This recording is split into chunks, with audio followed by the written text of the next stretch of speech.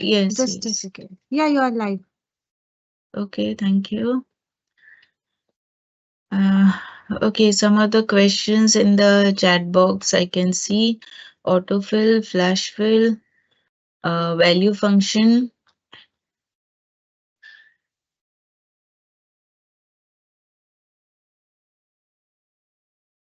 Okay, so I will recap these concepts once again.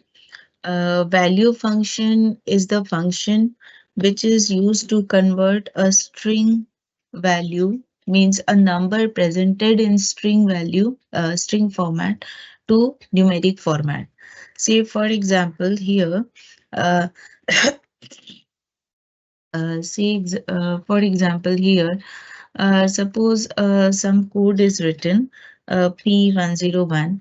From here, if I extract the numeric data, so in that case, I can use the write function to extract the numeric data from this. Now, this 101 that we get, this 101 is in string format. As you can see, we extracted it using the string function, and also when we get the result, it is left aligned. Whenever we write any number, when it is in a number format, it is by default right aligned, as you can see here. However, this one is in the text format. So in order to use this for some calculation or in formulas or in the conditional statements like if statement, if we are writing it in criteria, in that case, this will not act as a number, but this will act as a string. So that is why for those cases, we need to convert it into numeric format using value function. Now this is in numeric format, number format. Now if we do the comparison, in that case, it will work. Say for example, I have shown that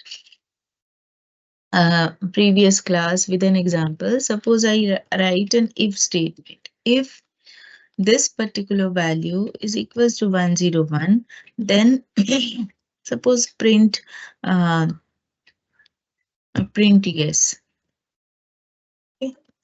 else print no.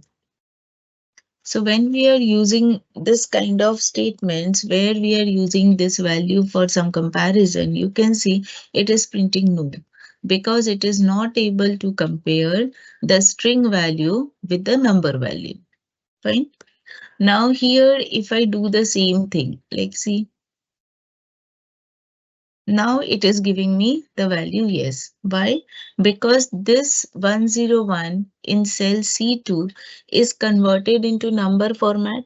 So number can be compared with number. So it can be evaluated against a numeric data. And so our results differ in these two cases. Okay, so I hope you understand that whenever we are working with the uh, string functions, and if we are doing the conversion or some kind of extraction from complex data, in that case we always should convert it into numeric format. It is always better to do this because you never know that where you are going to use it in the criteria. So if you don't do this, in that case you end up getting the incorrect answers for the questions like this. Okay, I hope this is clear. Jiva, I hope your doubt is clear now. Next, I come to the autofill and flash fill. This autofill and flash fill we did. Autofill, say for example here, suppose if we write something like say simple things like say Monday, Tuesday. In that case, if we just simply write the suppose MON1 I have write for Monday. And after that, if I drag, usually it automatically gives Tuesday, Wednesday, Thursday like this. It can auto identify that what are we going to type. So how can it auto identify? These computers do only follow our instructions. So whatever we give to the system, only those instructions it follows.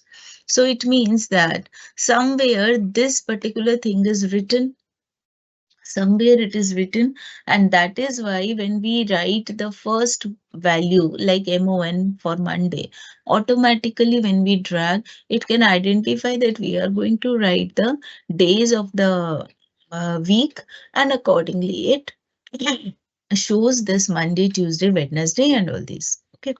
So similarly here also, if you want, you can create your own autofill list in this manner.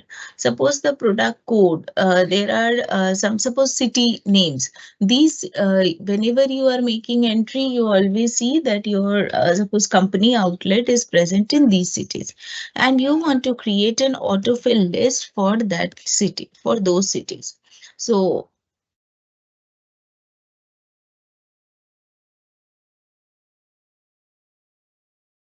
suppose whenever you see that first Delhi is written and you drag, so automatically these names should appear. So suppose this kind of autofill list you also want to create for your work. So in that case, what can be done? So let's see. So for that, I gave you the steps. That is, first you need to create an autofill entry for it. Once that entry is created, then you can, wherever you write first Delhi and drag, automatically all these will come. So for doing that, what can we do? We need to go to File, Options, and here we have in Advanced. Here simply just simply drag down, just scroll down and find out a button called Edit Custom List. All right, find out this button, Edit Custom List, and then here you can see various lists are already by default created. Like you can see this Sunday, Monday, and all this. Okay. So because of this only, when I wrote Jan, automatically when I dragged it, it has bring the other name of the month. Now suppose we want to create it for these city names. So import list from cells. I click on this red mark button and I can select this list. Again, click on this red drop down, red mark button and click import. So this list will get created. See, you can see this here, right? So it is in this list. Now just simply click OK. So my list is created. So now what I do, wherever I go and type, suppose I'm writing Delhi and then I drag, automatically the list is come. Even if I write, say, any name from the list and then drag, automatically the other names will come and so on. Of course, it will follow that sequence, but in this manner it will work. Okay, so for doing autofill, what we did, File, Options, Advanced, and here we have this button, Edit Custom List. And here you can create your own list.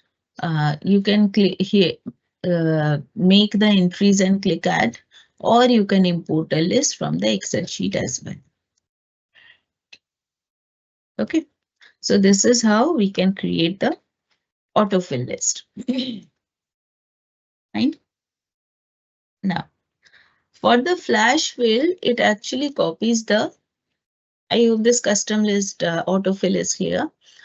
For the flash fill, it copies the pattern of the number of the data that we have in some other cell. Like suppose I am writing here, say, uh, suppose name of the persons that I have shown last day.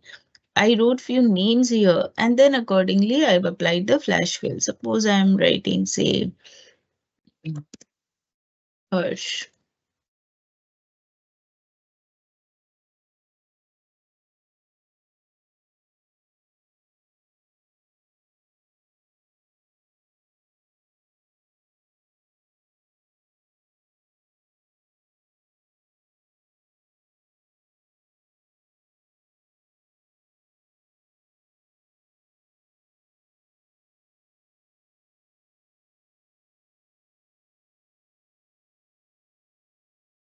Suppose these are some of the names that I have typed, and what I want is that on this, suppose I just want the first names. Yeah, using string functions, we can do that. Those things I have shown you, but it may happen that you don't want any kind of complex task on this. Simply just you want the first name, suppose. So what you can do, simply just type the first value what you want from the adjacent cell. Okay. Now simply you can drag it down here. So what it will do, it will show you the same name in all the cells. Now we have this icon. You can see this autofill options. You can click on this drop down and click on flash fill. See, only the first names have come. Okay. Uh, what else you can do? You can right click on the last cell. No, here this option we won't be getting. You have to do it from there only.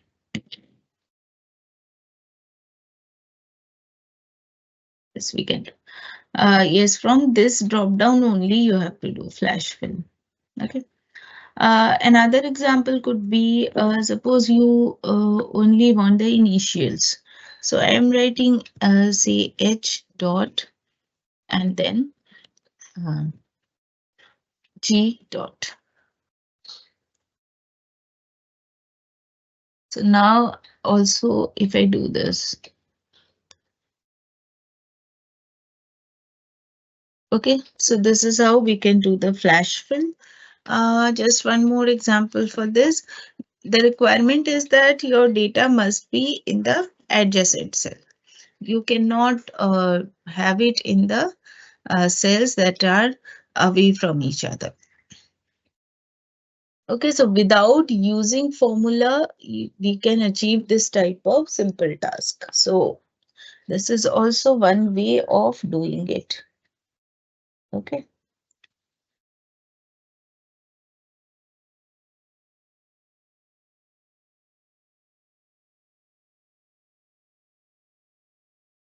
Okay, so I hope your doubt is clear. Anything more? Yes, pivot table I will do once again because last day I've introduced you to pivot table. Few more things we will do, and then we will go for the dashboard creation with that.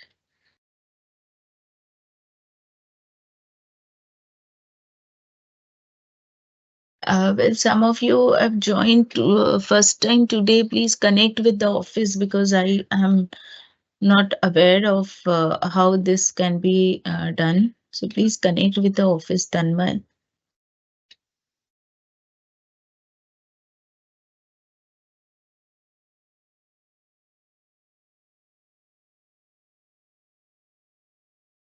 Yeah, little unwell I am today, and so please bear with me.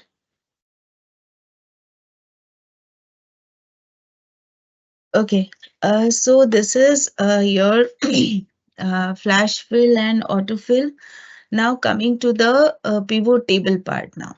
Now this is the data that we were working with previous day. So I am going to use the same data. And I told you that for doing any kind of work, at first uh, we need to clean the data. Okay, so for that one trim function I have shown you, right? And here, if you remember last day when I was creating pivot table on this, I was also wondering why it is not coming. As I was continuously talking, I could not make out why it was coming as 0 or this thing. You remember this particular sheet that I was using last day, right? So here in this sheet, I was trying to display the annual salary. However, in the pivot table, when use this money, the default one that is sum of this, it was coming as 0. It is not supposed to come as 0, but the value should come. Okay. What is the reason? The reason being Here you can see this annual salary column. In this annual salary column, see the first character is dollar sign. Okay. And here these are not in the proper number format. And that is why it wasn't coming. When I applied it on the age field, it was working perfectly fine. Okay. But when I applied it on an annual salary field, it wasn't working. So that is why this type of when a data cleaning is very much needed. Otherwise, we will end up having money, not the proper result. Okay, so I'm just going to take this sheet um, here, and I am going to rename it as a data sheet. And in this, I'm going to basically what I want to do is I want to now reduce my data a little bit so that I can, okay, reducing, if not reducing, in that case, let me clean the data. Okay. So here what I am going to do is equal to, I am going to remove that dollar sign. Actually, this while just checking, I converted it to all these formats, but actually it was general format. Okay. So I am again taking it here as salary. And here I'm going to take it from say mid position. And I take this, comma, my start number is 2, and the number of characters are till the end. So length of this. And here also I need to convert it to value from value money numeric format so that I can use it for the calculation. Do you understand this? What I did, the annual salary column in my data, which I downloaded, was in text format. Okay, that is why in my pivot table, it was not showing the data, money, the values of the annual salary. It was showing it as 0. So I had to convert it into numeric field. So first I removed the dollar sign, and then I have converted into numeric format, that is value. So now you can see this is in the number format. So this I am going to use for my pivot table. Okay. So I come to this insert. In order to work with pivot table, what we need to do, we need to go to insert, and from here we can click on this pivot chart and table. Or if you just want pivot table, then also you can simply click on this pivot table option. The field, if you are on the in the worksheet that has the correct format of the data, table data. So in that case, it will automatically select the whole data range. Click on new worksheet and click OK. So this is the working area of my pivot table. And as I told you, that is, this field list appears automatically, but sometimes it may not come. You may get this kind of screen. So in that case, you click on field list so that you get the list of the list, means the column heading as the field list from your data sheet. Now here, the way you present it, accordingly your data will get arranged on this working area of the pivot table. So it provides us a lot of very flexible way of working with it. Now say simply I want to display the suppose the employee ID, and I want to display its salary. Now I'm not taking annual salary, I'm taking salary. Now you can see this, it is coming properly. Fine. Now suppose instead of per employee, oh, sorry, instead of per employee, what I want to do, I want to display it as per money total salary as per the department. So see, so this is showing that what is the um, total salary paid for each department. Am I clear? Okay. So the in the rows section, this pivot table field area has four sections. First section is the filter, which is the master filter, you can say. So I can take, see, business unit in the master filter. So from here, you can see as soon as I bring something here, there is a change on the working area. So here in the business unit, you can see from here, you can choose, suppose you want to see it only for the manufacturing. So accordingly, it will show you that for manufacturing business unit, this much is the expenditure on salary, this much is on engineering, this much is for account finance, and so on. Columns, what you want to display, which columns or something. So in that case, suppose I want to take job title in the columns. So here now you can see that immediately the whole arrangement of your worksheet changes, and so using it like this so that we can see it together. So see, so many different type of job titles are there. So you can see that who is getting what, how much is the expenditure on which particular type of job.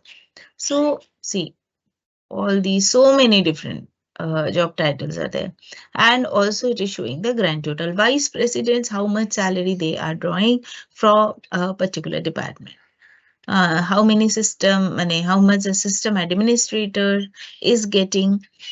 So from here, by looking at this, we can draw various inferences as well. Like here, you can see that human resource and the IT department is not having any analyst, isn't it? So you can see from this data, that is your human resources and IT department is not having any analyst. Engineering department is also not having any analyst, isn't it? So this type of, we don't need to do it separately, create the tables or apply the filters at one go. Very easily, very comfortably, we can get all these details. Now under this, even suppose if you want to check it as per the table, suppose I want to just see. Okay, country wise, department wise, country wise, if you want to see. See, I bring it in the rows and see. The analyst for accounting department is from Brazil and United States. There is no analyst from China. From Brazil and China, for engineering, we do not have any, and for engineering, we do not have any analyst at all. For from China, we are having analyst two, but not analyst one for finance department and so on. Okay, am I clear this much for the pivot table? Just try this.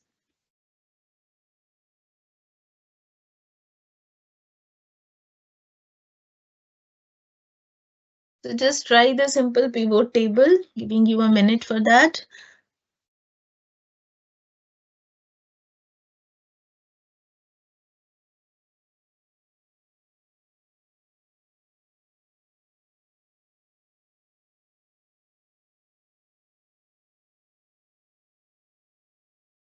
Regarding the previous classes, please connect with the office. Definitely some email ID or some contact point is there. So please connect with the office for that. Okay. So this is a simple pivot table that I have shown, and these are the various, you can apply some filters. Say I want to see it for say research and development only. So accordingly, you can see these. Okay. Now coming to another pivot table. This is data.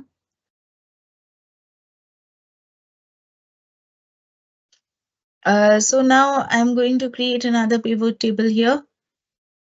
So let's see, I'm going to pivot table. And now I'm going to take a very simple thing. Suppose uh,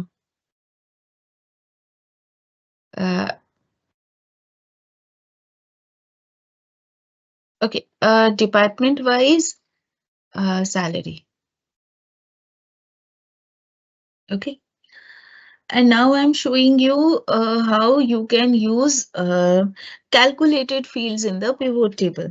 Sometimes we also need to do some simple calculations over here. Like, say, suppose you want to know that how much is the spending on the, say, accounting, okay, on the total salary.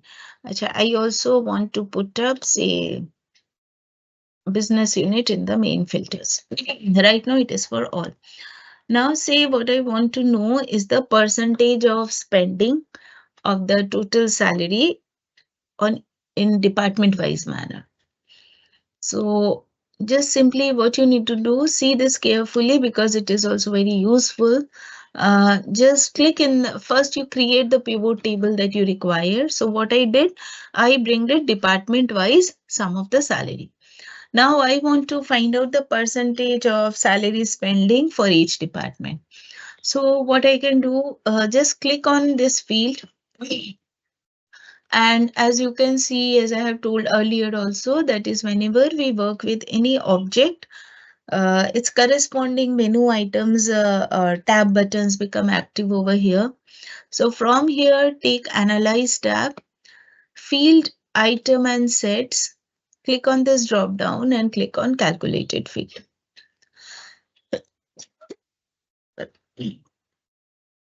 Now, here, name. In this name box, you can write, say, percentage of uh, spending on salary.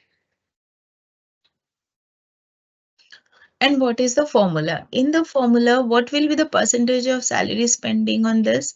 So it will be actually your salary. I think it will be into 100 divided by our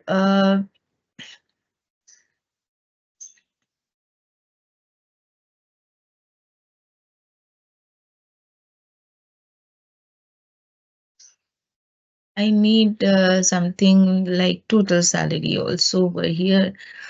So I keep it, I need to add something over there. Just a second. Or something else I need. Just give me 1 second. Just check the data.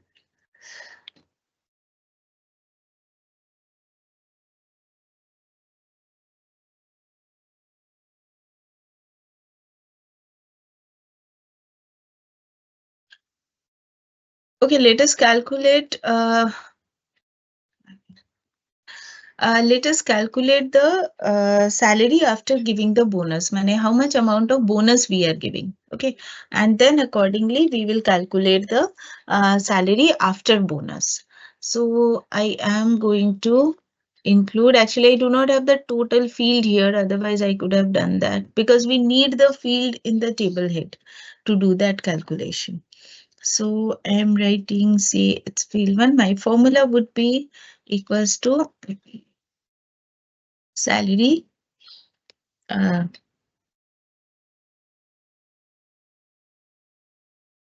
minus bonus percentage. Suppose let us make it simple. Suppose if I am giving, uh, say I want to, first I'm showing you a very simple calculation. Suppose I want to apply 10% increase on this salary. So is equal to, I am taking this salary field into, say, 1.1 into 1.1. So what it will do, it will create an do the calculation and increase the salary by 10%. So this will be our resultant field. Okay, I forgot to give this heading for this field so that also we can check from here and I can set that. Okay. So this is one that is a very simple calculation. What I did, that is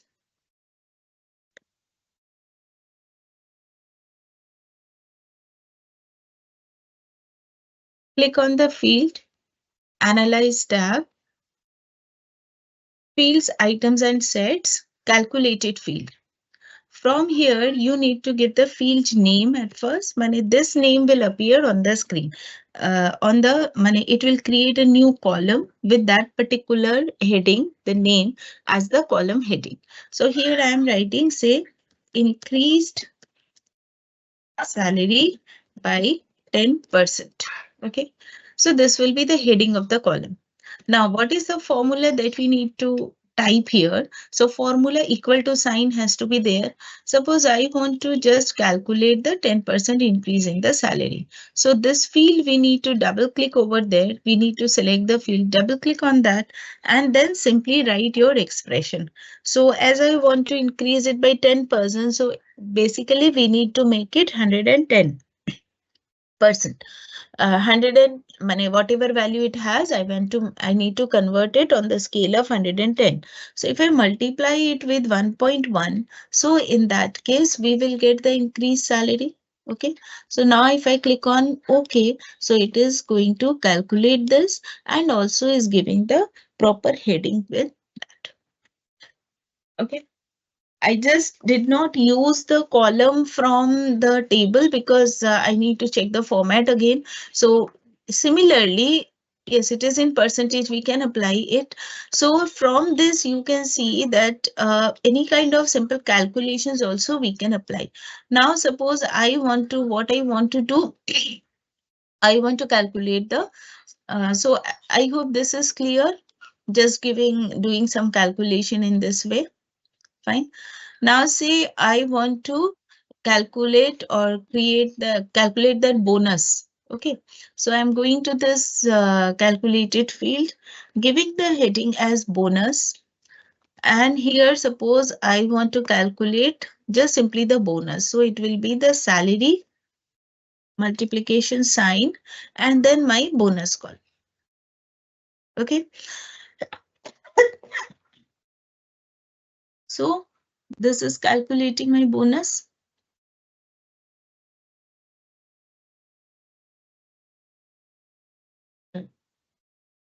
Fine. So whatever calculation you want to apply from here, you can choose that. So say I want to calculate something like say net salary. So what will be my net salary? From here you can choose salary minus giving a bracket. Now salary multiplication bonus percentage. Okay. So it will calculate my net salary after applying the bonus. There must be something in the data. Actually, I need to clean that, which I have not done. So that is why I didn't want to use it. I need to check that data and then we can apply. Right now, the focus is on showing you how we can apply calculation on doing it. Okay. So if your data is in proper format, in that case, it will work perfectly fine. Okay, so is it okay or shall I do it with some simple data example? And I please focus only on the formula right now, how we can apply the formula.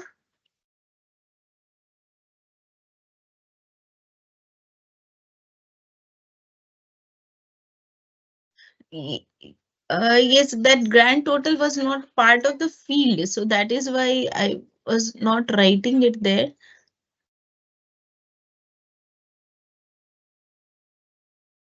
Yes, so calculation part, I hope you have understood. Okay, so so basically the purpose why I'm doing this just to show you that from where we can write the formula for our data. All right, fine. So now I am going to say create few pivot tables and then we will go ahead with the creation of dashboard for that. Okay. So just I'm going to create a pivot table, a new pivot table, and say I just want to display it as say department wise. Hmm. Say salary. Say this is my one pivot table. One more pivot table I am going to create. Some simple pivot tables now I am creating. Say now job title wise, this salary. Uh, One more pivot table I'm going to create.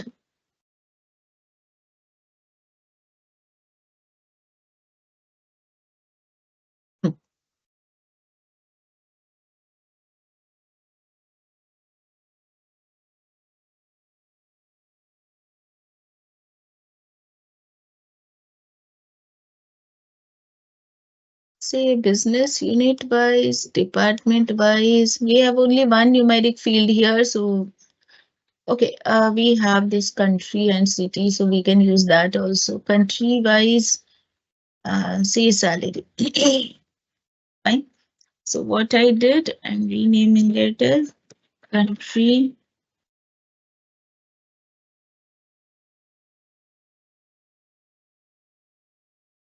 salary. This one is uh,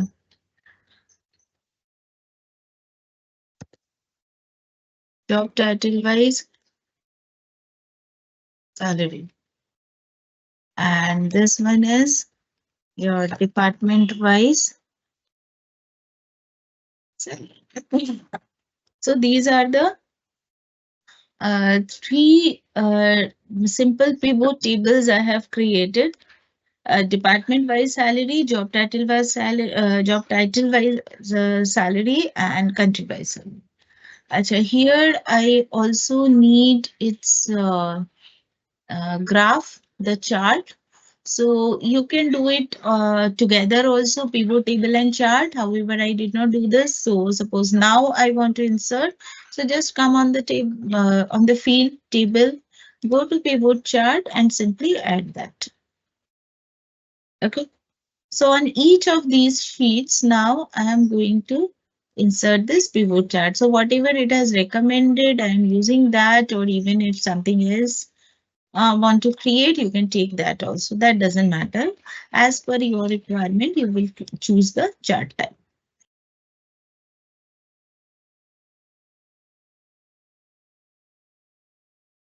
Is it fine? So I have created three charts over here. Now I want to create a dashboard.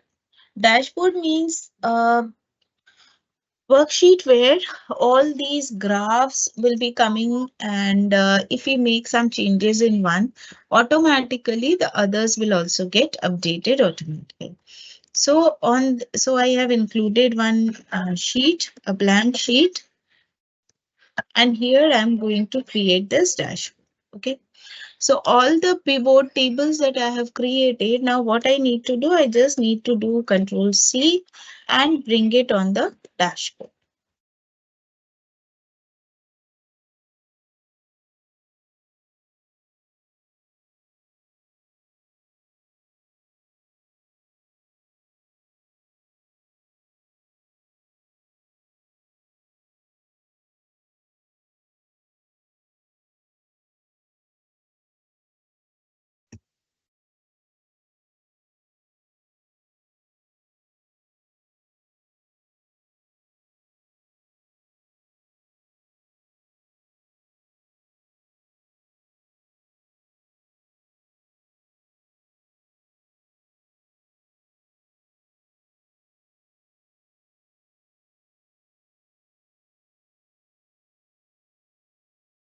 I'm just reducing the size so that you can see all the charts together here.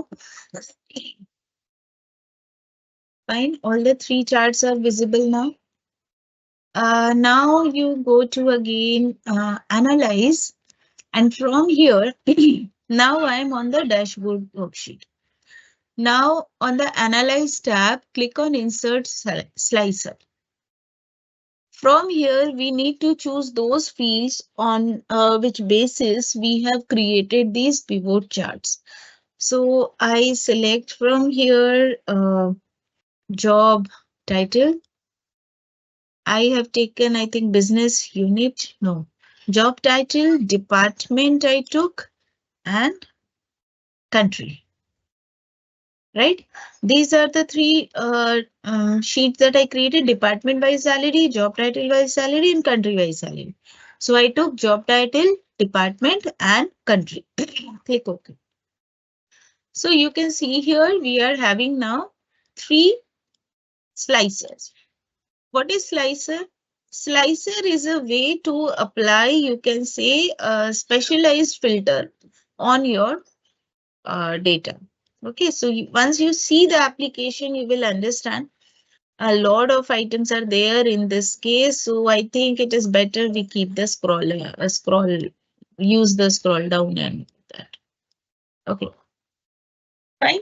Now what we want that if we choose a particular country, okay, its corresponding data should get appear automatically. Now you can see when I click on country, can you see the change in one particular chart, right? When I change the department, automatically my department is changing. See? Okay. Now this change is happening only in case of one chart, not all. So what we want that if we may select one particular, one change over here in the slicer, all the charts will be, will show only that particular, those options.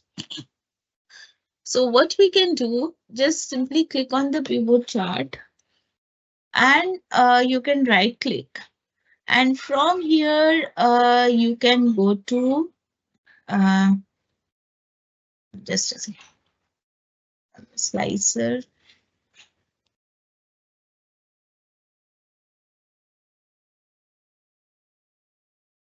Yes, yes. It's better in easier way. What we can do, just simply click on the slicer, one particular slicer, choose one at first, say country. Click on these options of the slicer tools and click on report connection. Now here you can see it is showing tick with only one particular pivot table, not all. Okay, so from here you need to choose all the pivot tables that you have bringed on your worksheet. So I am taking pivot table 7, country salary and department salary. Can you see this? I am not taking pivot table 3 and 4. These are on sheet 13 and 15, which are not connected with right now with my work. So I am not taking those. Only these three that I created for this purpose: country salary sheet, department salary sheet, and job title salary sheet. Okay. So I connect this particular slicer with these, all the three pivot tables. Now see if I choose one. Now you can see all the three charts are changing together. Fine.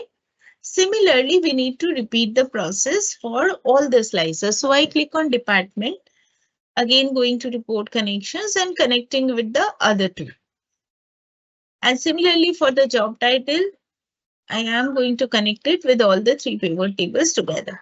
Now see, when I make any change, particular selection, it is bringing or updating my dashboard together. If any particulars, your slicer choice you want to change or the filter that you have applied, you want to remove that. In that case, what you can do,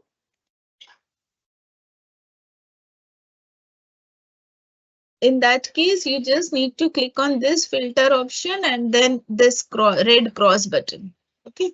So if you click on that, it will remove the filters that you have applied. Okay. So in this manner, you can work with the slicer part. So please check this if you can do it, or I will repeat the process if you want me to repeat it. So giving you 2 minutes, 3 minutes to work on it.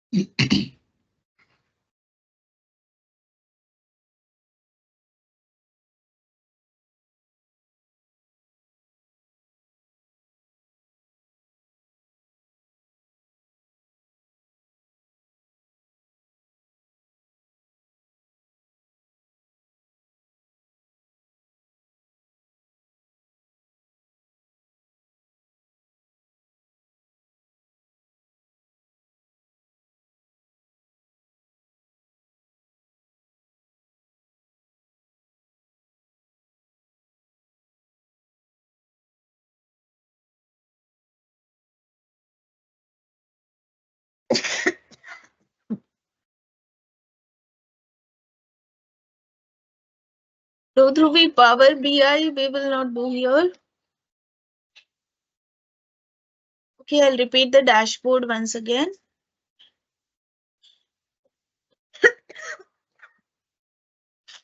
And now when I repeat, I will say the steps also. So please write down so that please keep a copy pen with you and write down those steps. Okay, it will be helpful for you. I'm repeating the whole slicer and the dashboard part once again. Yes, please note down the steps now. Okay. So first I have shown you, now at least you can understand that what we are trying to do with this dashboard. Now how to do that, once again I'm repeating, and please note down the steps. Okay. So I am on the data field. So I'm going to remove all these and I'm going to create the whole thing once again. Okay. So I'm removing all these.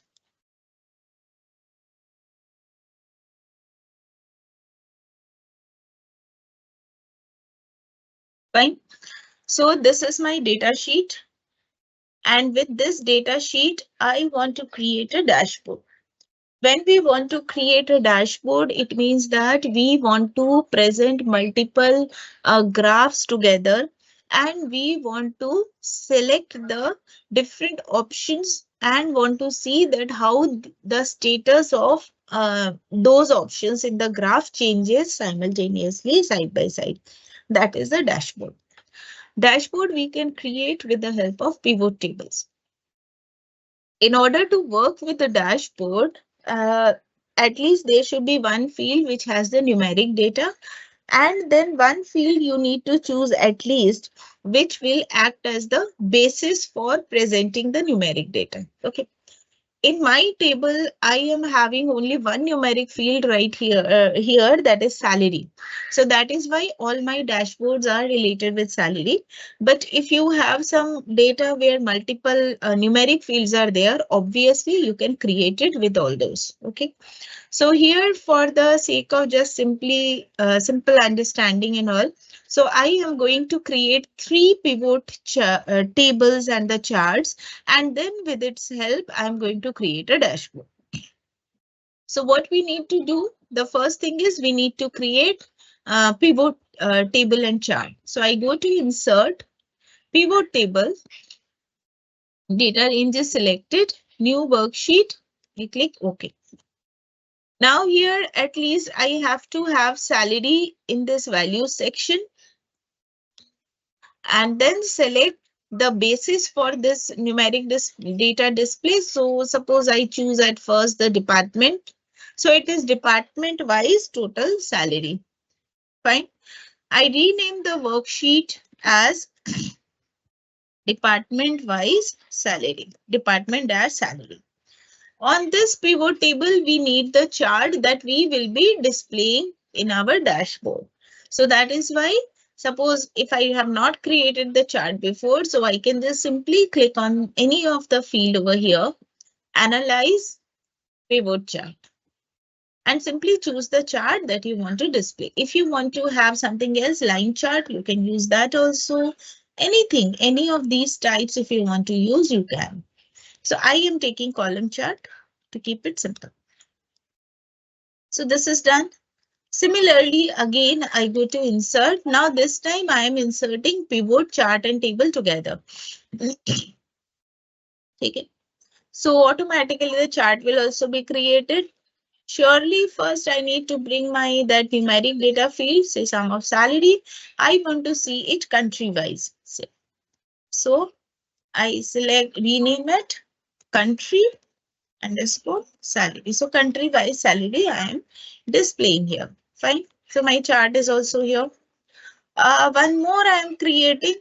So again I come back to my data sheet, insert pivot chart and table. Now this time I am going to take it as say business unit wise salary. So at least one numeric data has to be there, for which in columnar manner it will present the data, and then one basis for it. I may have it as business unit wise and then maybe say ethnicity wise. This can also be there. Okay, so I'm taking here two level things. Okay. So three charts are created, pivot charts are created. This is B unit wise, salary wise. Now, after this, so you can have two charts, you can have four charts, you can have 10 charts. It's up to you. As per your requirement, you will put those. Now, I create a new worksheet and here I am renaming it as dashboard worksheet. Fine. Now here what I need to do now, on these three worksheets, the pivot charts that I have taken, simply I need to copy Control C and bring it on the dashboard worksheet. Step 1, sorry, create the desired pivot charts. Step 2, create a dashboard worksheet first. Name it as dashboard worksheet. Copy and paste all the pivot charts on this dashboard worksheet. Fine. So what I'm doing, simply doing copy and paste of all these pivot charts on the dashboard worksheet.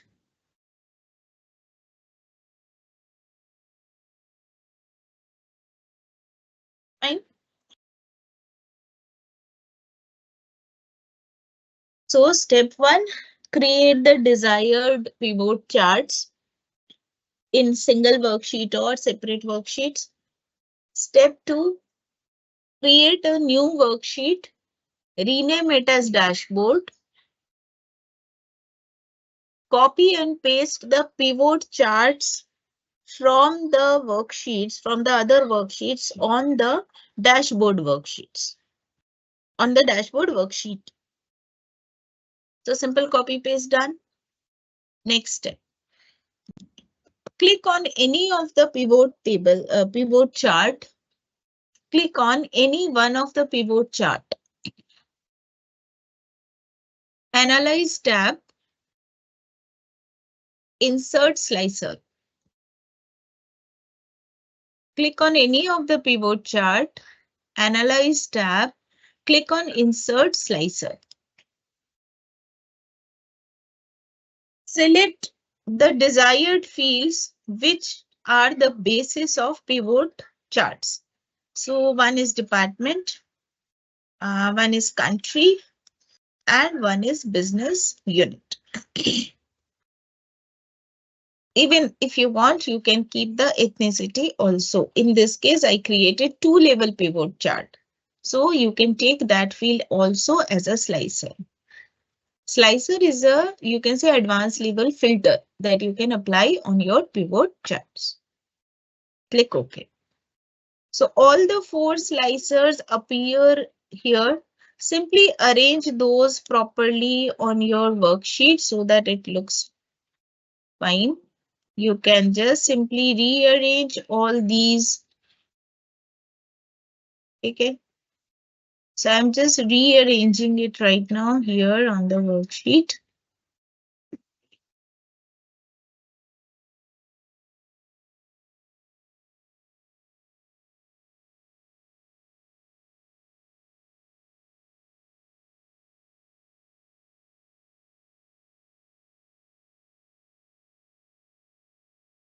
Okay, so all our slices I have arranged over here.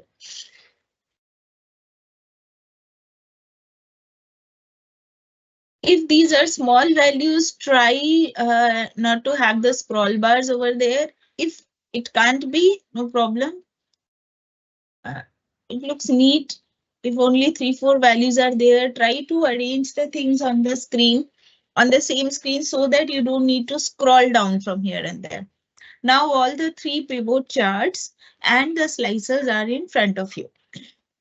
Now, next step, connect all the slicers with all the pivot charts on this worksheet, on this dashboard worksheet. So what is to be done? Click on the first slicer, Options tab, Report Connections. Choose the slicers, choose the pivot tables that are connected with your dashboard worksheet. So I chose pivot table. My pivot charts here are pivot chart table 8, 9, and 10. So I connect all these 3.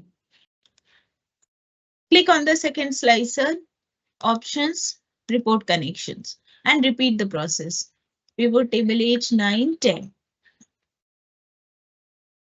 Ethnicity, next slicer, Report Connection. Simply connect it with all the pivot tables. So all the pivot charts are connected with the slicer. Now, if you make any selection, suppose you want to see all the data related to only Brazil. So on this country, I click on Brazil and see. All the 3 charts are immediately updated. Fine. Suppose I want to see it for United States only. All the 3 charts are updated. Say I do not want the display as per the country. I want to remove the filter. So you can see this icon, red cross over here. Please follow my mouse pointer on screen. Okay, so if I click on this, it will remove the country filter. Now I want to check it as per the ethnicity, Asians.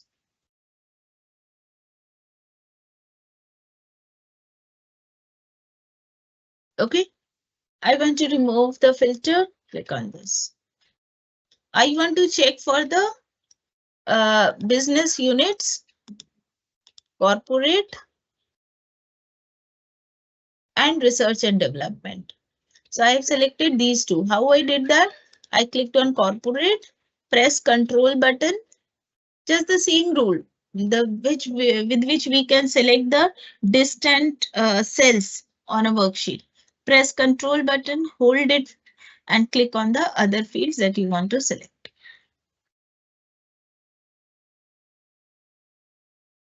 Fine. If you want to see only for corporate and research development of United States for IT and engineering. You understand this? Okay, so you can see that how just with the click, you can easily change all these requirements, the selections, and immediately on the screen, it shows you all these things. So in case of financial calculations representing the financial status or some kind of suppose project proposals are with you and accordingly you are trying to see, evaluate those side by side. So for all these, we can use this kind of dashboard creation and pivot table feature. Okay, I hope this is clear now.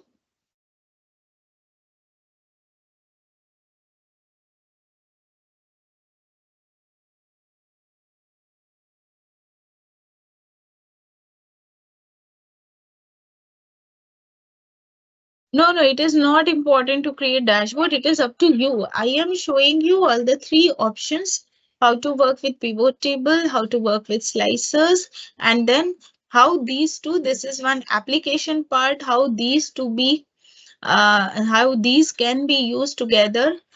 Um, so in real life scenario, these are very useful. Somebody asked for the timeline, Dhruvi. Timeline is like if your data is in the year wise manner or some time frame is there. So in that case, you can create a timeline also. You can insert that also over here and see that how your data is working with that. Like say for maybe it will work on this. I have to check. But no, it's not, because some data is not clean here. See, this is date, but this is text. So let me try to convert it into date format if we can. So manually we need to do the correction, so that will take a lot of time. Uh, what I can do, I can quickly mm,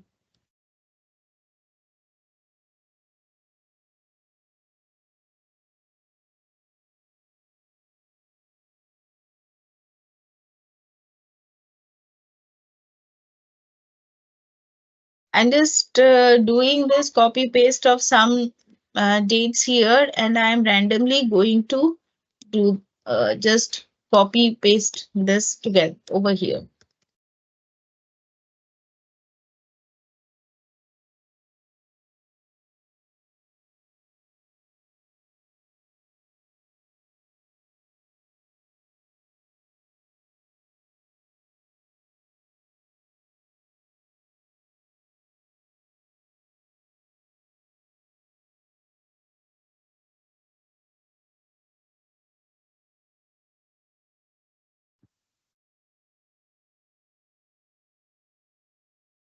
So it's just something I have entered, and with this I can show you a timeline. So it may have, okay, this is not it.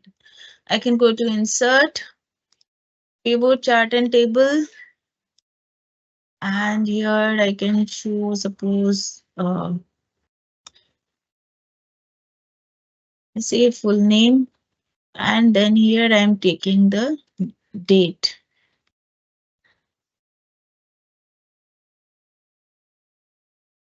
Is the date I took it?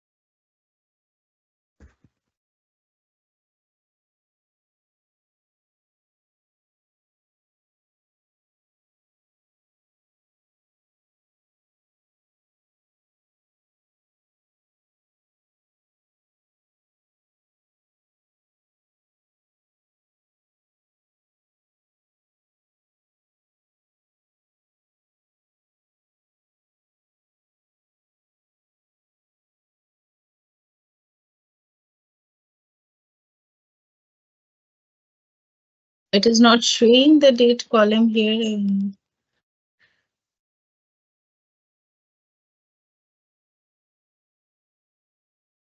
It's not working. Anyway, if your data is in proper format, then you can do it with the help of date field. Okay. Um, Maybe I can show you next day. I'll keep some data in the proper format. Then I will try to show you with that. Right now, it is not taking up that field also.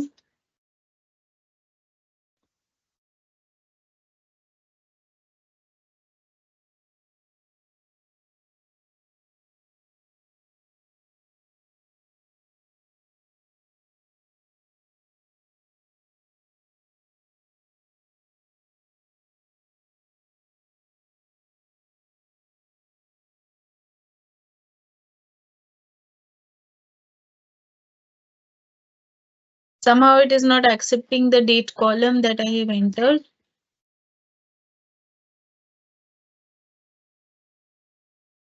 I'll check that and then I can show you next time.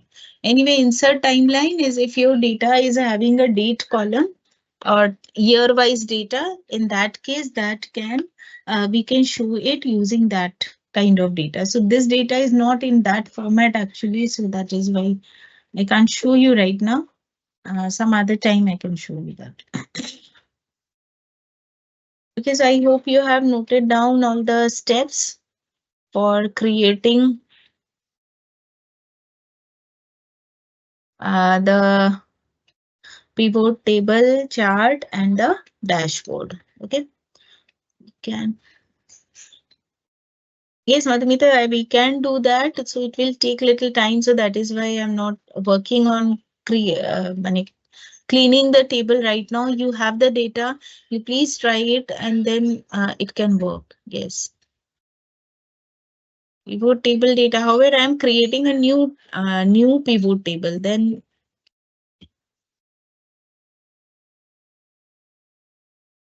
as you asked me, I'm trying to do that.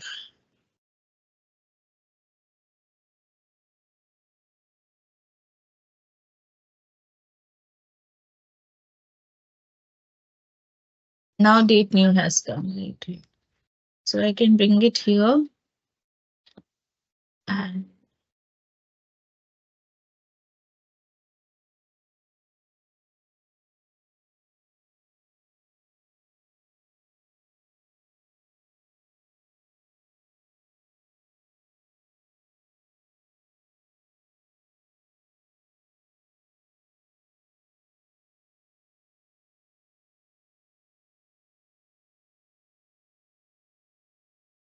like this, and then we can keep some numeric field we have to keep. So something like this we can do, and then we can go to insert timeline. Now you can just quickly have just as a sample. It's not proper, but anyway. So here you can see that whatever data we are having here, accordingly, it can show you all the periods. And right now it is showing in month-wise manner. So I can make it year-wise. So now if I click on say 2017, so it will show me only the data that is those people's data who have joined in the year 2017. 2014, we don't have anybody who has joined. In 16, we are having 3 people. Okay. So in this manner, timeline we can use. So data has to be, can be framed that way, then it will show. Also, you can set the month, days, quarters. So it depends on as what requirement you have. Accordingly, you can use it. Similarly, you can use it with the chart as well. So say quickly, I'll just do this.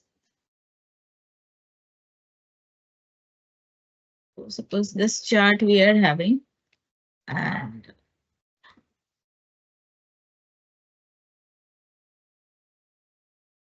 so let me just check if it is. Yes, it is connected automatically. Now you can see the chart will also gets updated automatically. Fine. So this is how you can work with the timeline part. You please explore these. Method is same. You explore this and see with less data, you can see it clearly how the chart is showing. So the time period that you choose accordingly, your chart will be updated. The process of working with the slicer and the timeline is same. Timeline, as you can understand, it works with the timeline. So matlab year wise or dates or months. So accordingly, your data should be arranged in that way. Then you can see this type of work. Okay. So this is, yes, Madhumita, thank you. I refreshed that and it worked.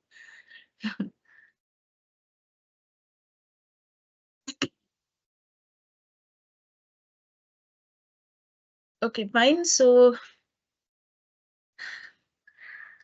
I'm just taking 2 minutes break. Then I start with the next topic. Shall we start with the financial functions now, which I thought I will do today? So this much we have done more or less.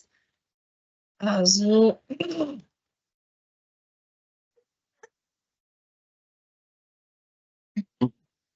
so we can start with the financial functions part. Very much useful for you all.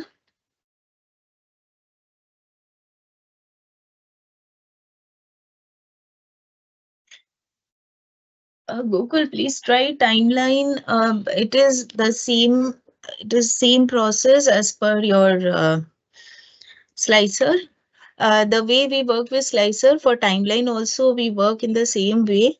Here your data must be arranged in in some way so that you can segregate your data or do it as per the year or the month or the date wise if you want to see your data. So the first requirement is your date should be proper. Money, it should be in the date format. If it is not in date format, it won't work. Like the data that I downloaded, these are not in date format, as you can see. Okay, so whenever we work with the downloaded data or the data that we get from different sources, that first has to be cleaned, converted into a standardized format. And then all these different type of functions and the features we can apply. Otherwise, it will not give us the correct or proper presentation of data. Okay. So what I did, I just randomly wrote some dates. These are not correct as per the data. I just did some copy paste and from here I generated this column.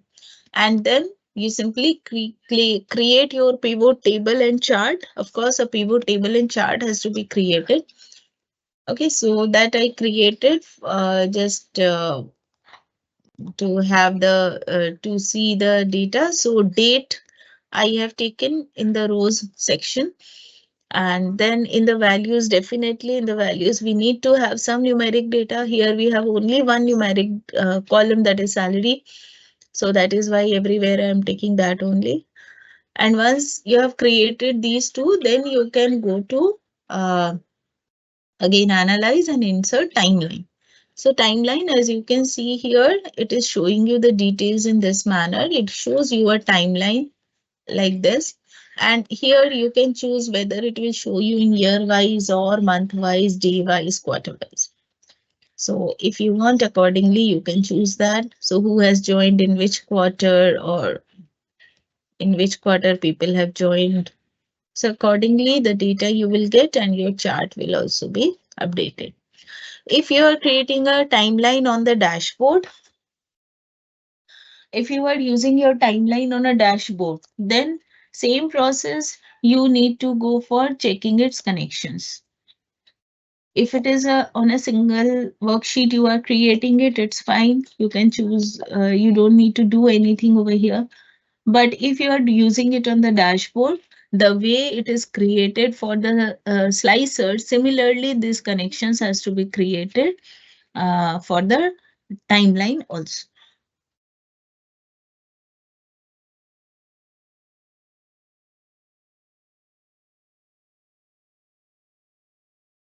All right, so I hope this answers your question.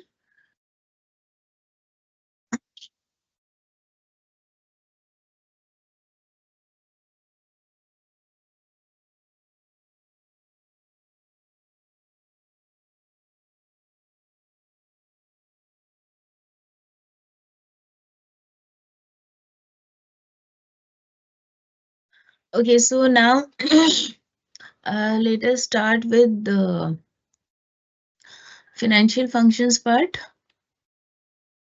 Okay.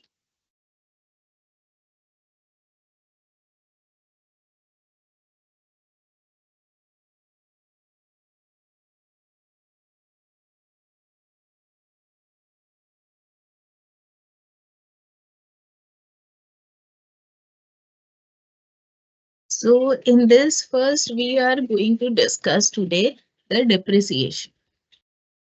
Okay. So before I go with this depreciation, we can do simple various functions are there. So say we do calculate the depreciation. Okay. So for the formulas, as I have told earlier, on the formulas tab, we have all these categories. And under these categories, you choose, click on insert function. So from here, as we are going to work with financial functions, click on financial and you can see the list of all the various financial functions available here. Okay. And as I told you earlier also that when we work with some functions, it is obviously not possible to cover all the functions in any class, any course. But only if you learn Excel, you may have to do the classes for 1 year. Even then, maybe a few things are left. So lot of things are there. So what we need to do is we need to learn the approach. That is, if we are working with a new function, how we can interpret it on our own, on the when what the information is given here, and on the basis of our knowledge, we need to connect the two and understand it, and accordingly we can apply. Okay. Now for depreciation, say the most simple one that we have used is straight line function. Right? Straight line depreciation, right? So as the name indicates, its name should start with that straight line. So something, it should be logical. The names are also given logical. Okay. So this SLN stands for straight line depreciation. Fine. Either you can choose it from there or you can go to insert function and from here also you can try to locate this SLN. Now, when you click on this, see its corresponding description is here. Returns the straight line depreciation of an asset for one period. Now, let us see before writing any problem scenario here. Let us now see what this function requires, which values are required by this function. So I click OK and say this is my function dialog box. Its first parameter is cost. Returns the cost is the initial cost of the asset. Salvage is the salvage value at the end of the life of an asset. Life life is the number of periods over which the asset is being depreciated. So suppose the cost of asset is 1 lakh. So I write here salvage value is suppose 3,500 and the life of the asset is say 10. Okay. So over the period of 10 years, this particular product will be depreciated and automatically it calculates how it has to be done. Internally, it has its own formula written. So just on that basis, it will do the calculation and give us the result. You understand? Now here automatically this rupee symbol comes because it is financial function related to accounting. So you will see automatically the type, field type, cell type or data type automatically becomes currency. Okay. So this is just a simple thing I have shown. So it means suppose we require these parameters: cost, salvage value, and the life of the asset. Fine. So these are the information that we require for calculating the depreciation. And then we calculate the depreciation over here using straight line method. Fine. So what I am going to do is doing it in a proper format now. So what is the cost? Cost of the asset? It can be anything. Say 15 lakhs. What is the salvage value? Salvage value is suppose say 12% of the cost. 12% of the cost is my salvage value and life of the asset is suppose here say 14 years. Can I do that? Suppose in this manner the data is given. Say I can write without doing the calculation this. Suppose this is the data given to us and we need to calculate the depreciation now. Okay. So what we can do is equal to SLN bracket. So first parameter is cost. Second parameter is the salvage value.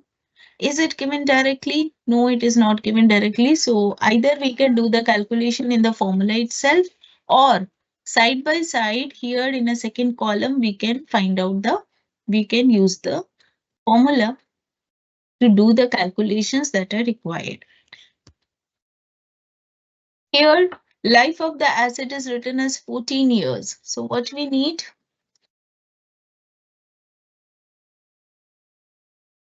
I hope you understand this now.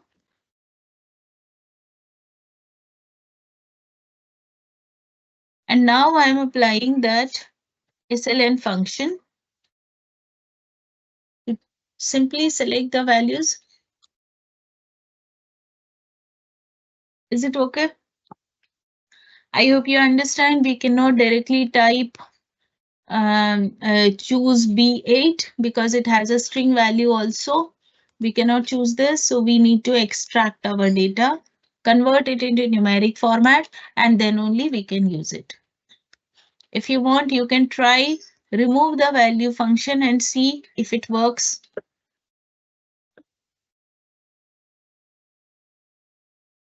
In this case, it is working. So mostly your string function, we need to use the value function.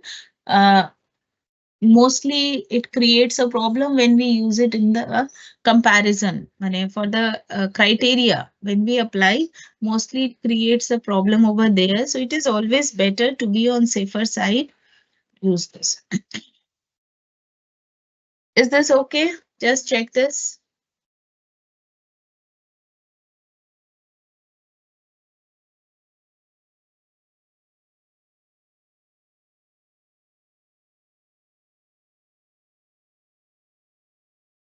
Fine. Now try writing the formula in the same cell. Means I will not do these calculations separately, but I want to do the calculations straight in this cell. You understand what I said? I do not want to do it in separate cells. Okay. What I want to write the calculation in the same cell here itself. I don't want to have the data separately like this. So for that, what we can do now, please practice these because always we are not supposed to create separate column and do the things for the simple calculation. So now what I'm doing,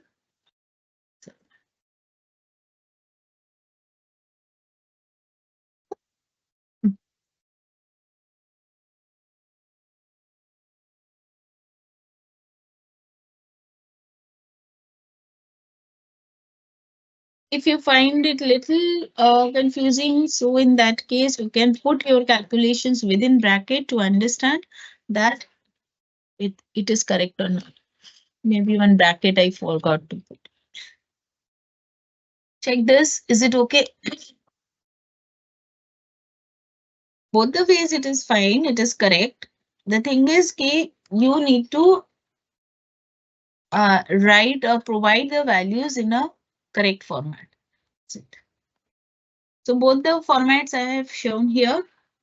You can write all the calculations within the formula itself together. We avoid writing or typing the direct data values.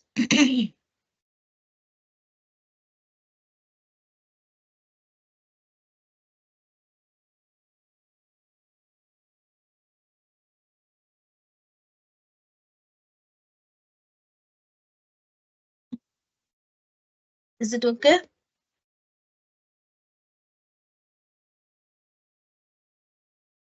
I hope you have taken the screenshot for this. So we can do it separately in the cells, or we can club the whole calculation within the same cell and do it. Just checking if any question is there.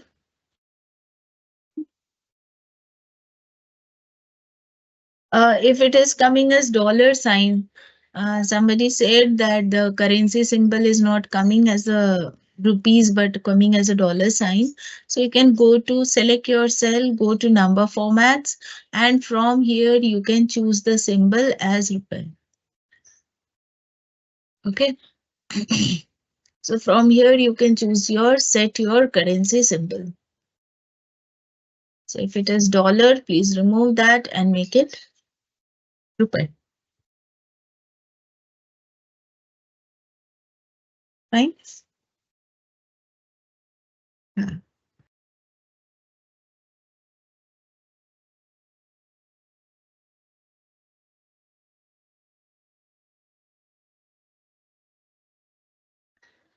So is it okay if we can proceed with the next one?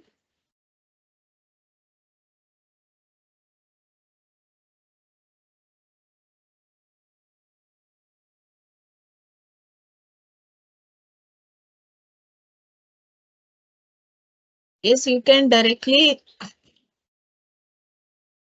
put the formula in the cell. So I have already shown you that part without checking your question.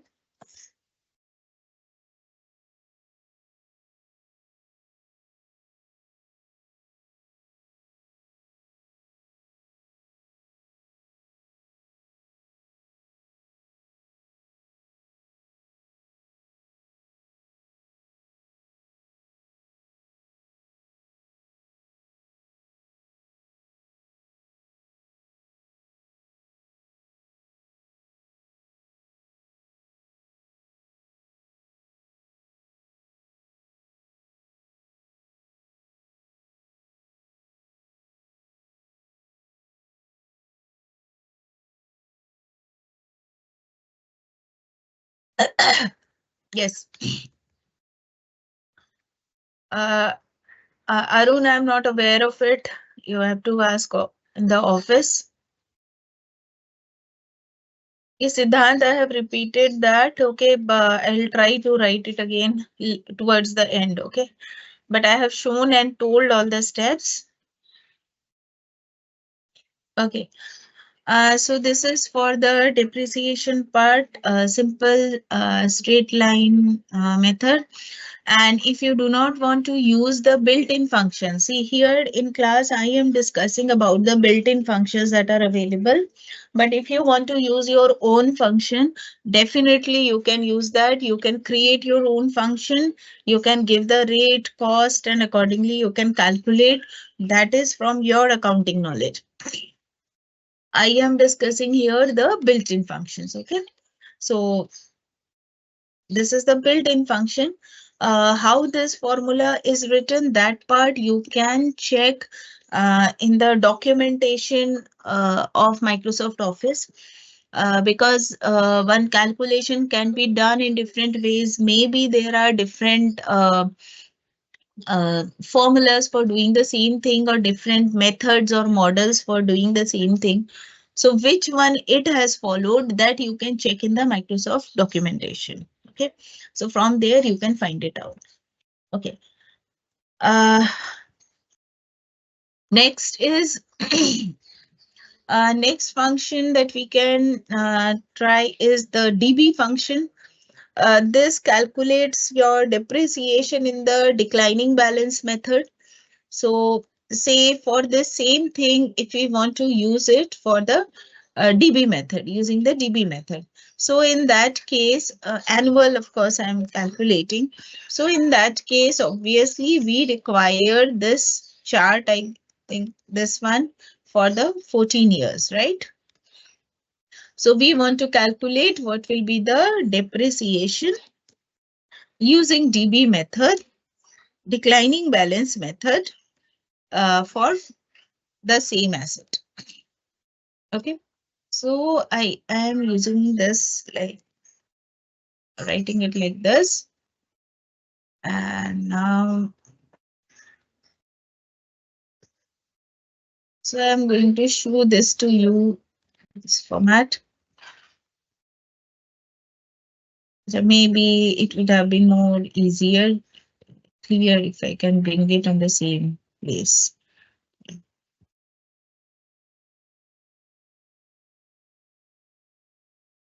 Okay, so parallelly now you can see this, you know, it will be better. Now, so for DB method, I go to formulas, insert function, and I go to DB. Click OK. Now these are the parameters. What are the parameters? Cost of the asset, salvage value, life of the asset. So first three parameters are same as the depreciation SLN function. Now in the DB method, what happens? We want to calculate the depreciation in declining balance method. Means for the first year, the depreciation will be calculated on the total cost. Then that value will be subtracted from it. And just a second. And then for the remaining value of the asset, the next depreciation should be calculated. So that way it is to be done. So simply you can see all the values right here in front of you. So we can take that. So I'm taking cost. Salvage value is equal to 12 this percent into my this. I'm creating the formula here. Uh,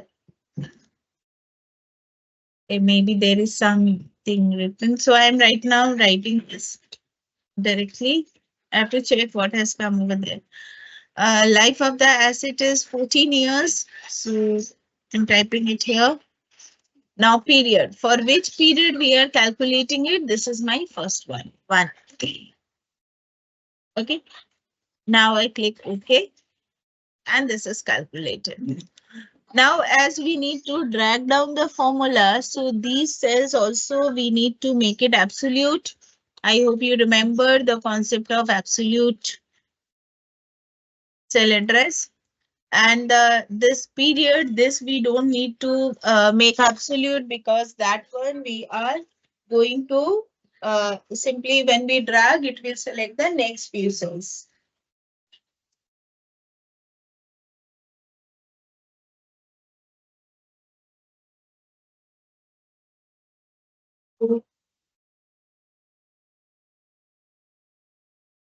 Okay, so simply now writing it in this format and then simply drag it. So you can see in this manner, it will get calculated.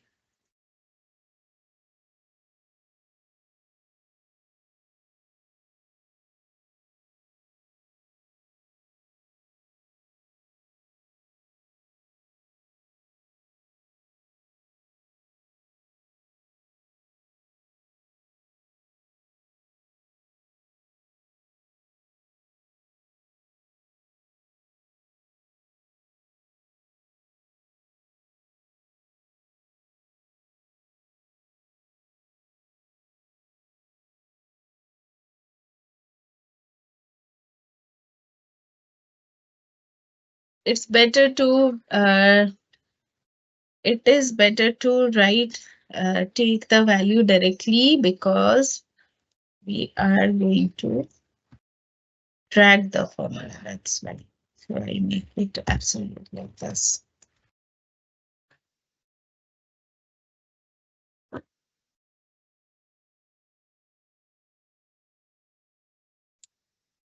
Yes, now the value is correct. I was wondering it was a bit. So now you can check the formula, please.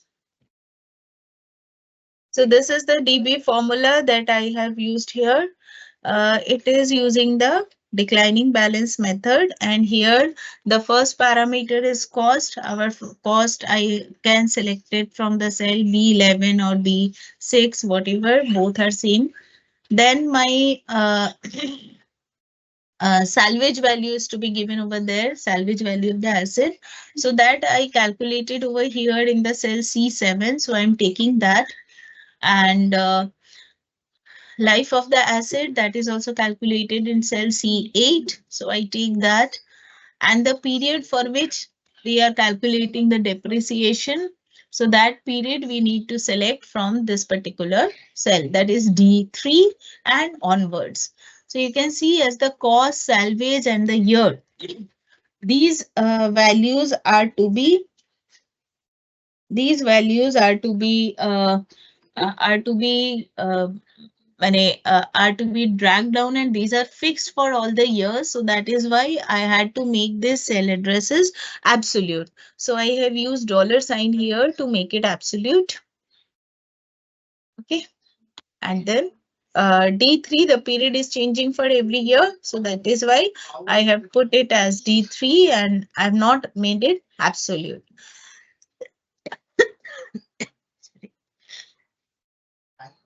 So in this manner, we can calculate this.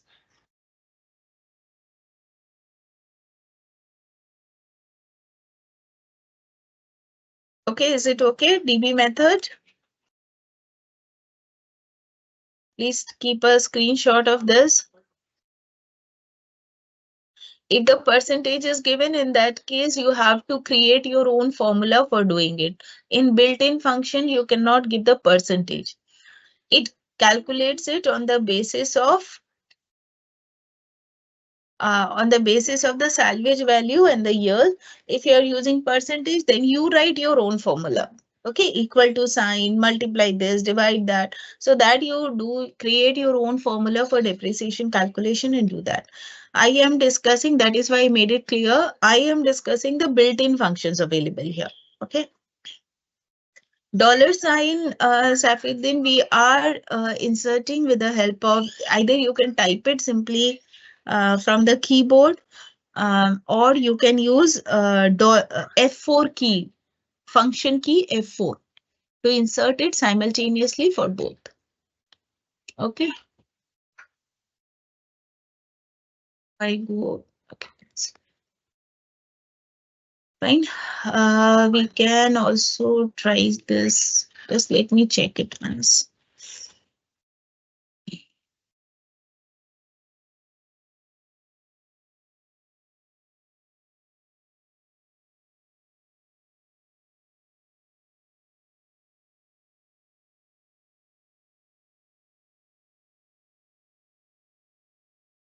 Okay, I'm just trying it. If just give me 1 second. The cost, salvage value.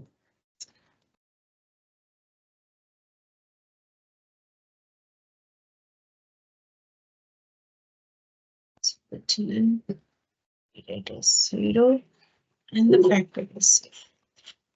Okay. Yes. So I also need to put a dollar sign in all these cases. Life.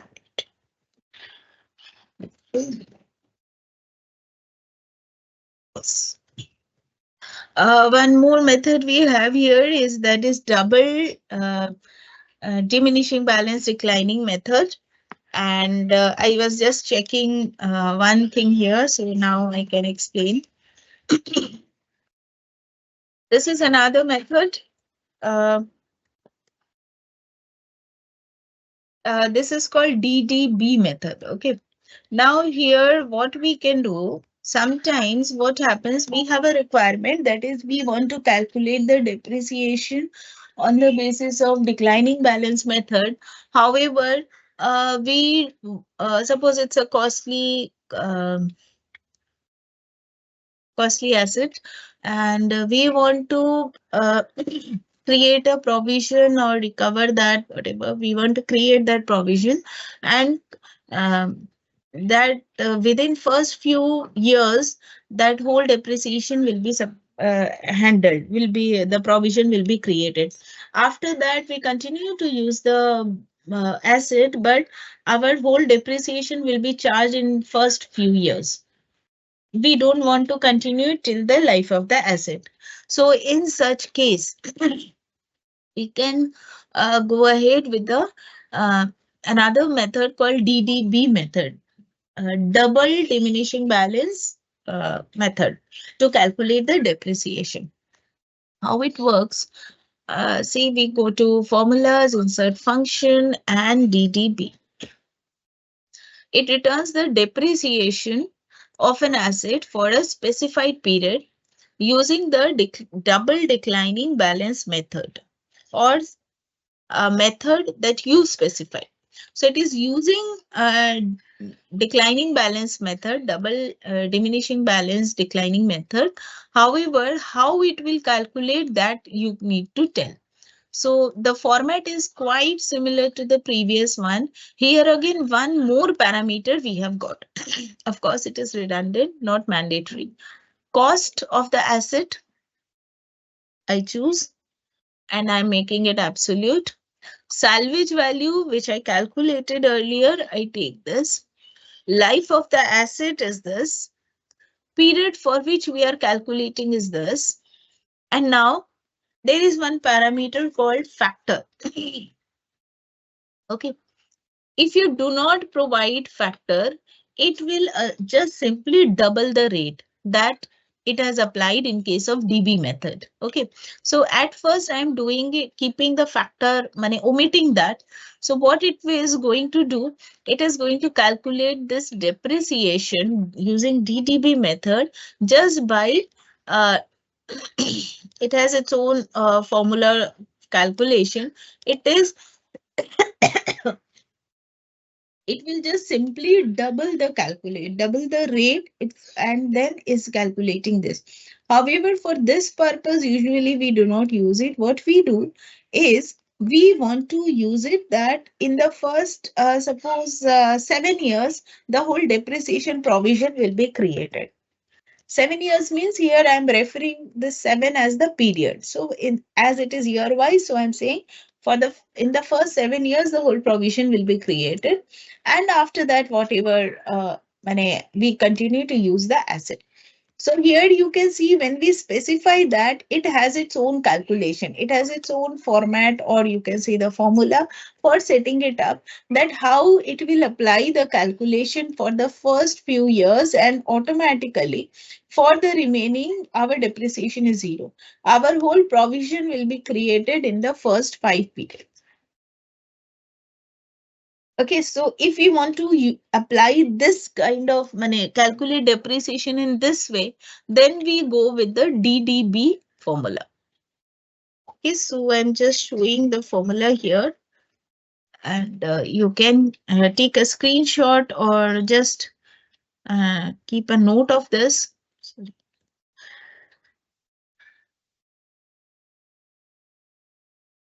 So this is quite useful in the way in the calculations where we want to keep it, create a provision in the first few years only, and we don't wish to keep the provision, creation of provision over the years till last.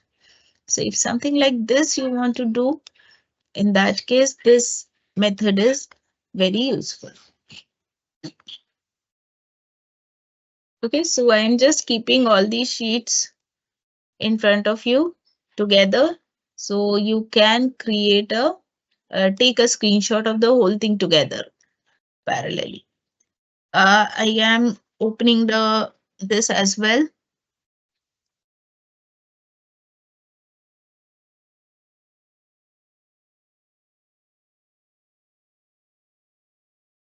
I'm right. I have put the formula here in this cell so that you can see this.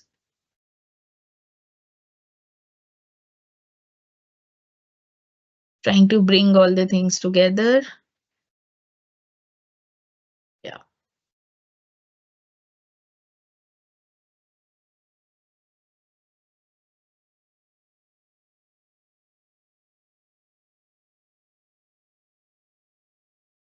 Yes. Now you can take a screenshot of this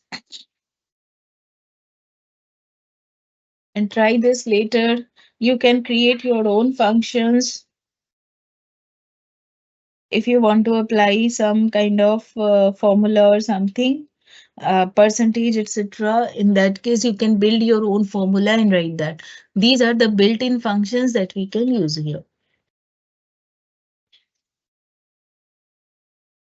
Okay. So I hope this part is clear. Just checking out if there is any.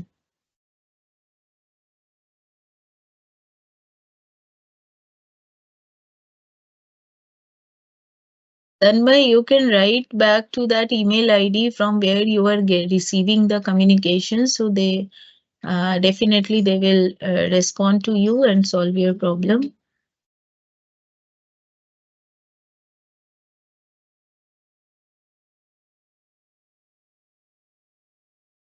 So is this clear? Can we proceed to the next? Some more functions now.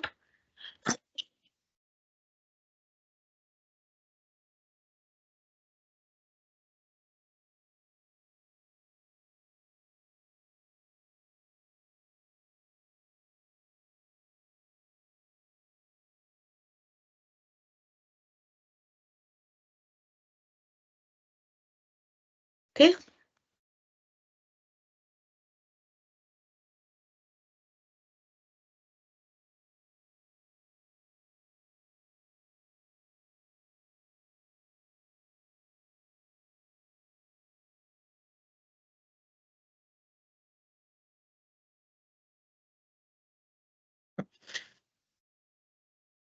So I go to start some more functions.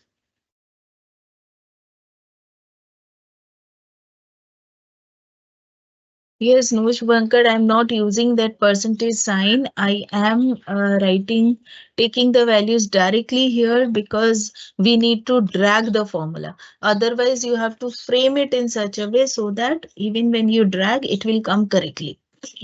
So that part you need to see. Okay.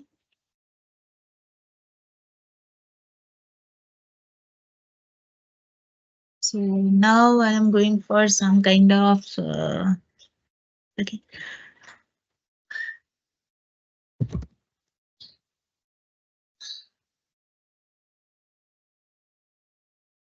Let's do some EMI calculation. For the EMI calculation, we use PMT function. Okay.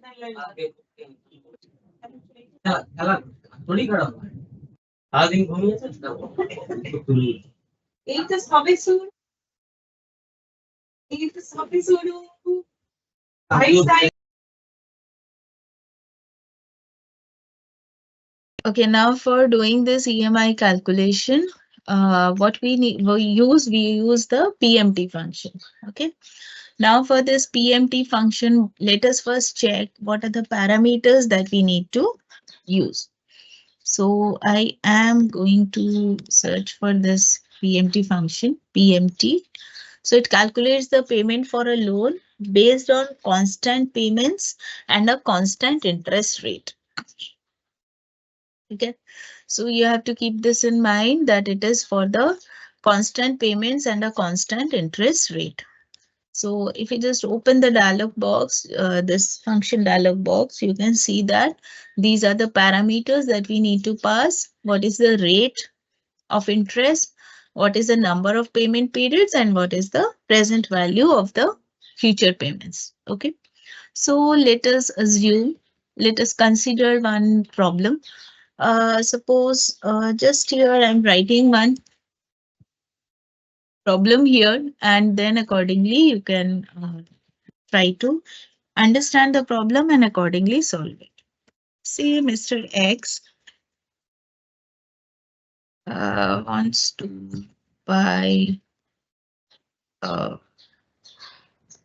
property worth is, I'm writing RS here, worth rupees say 50 lakhs.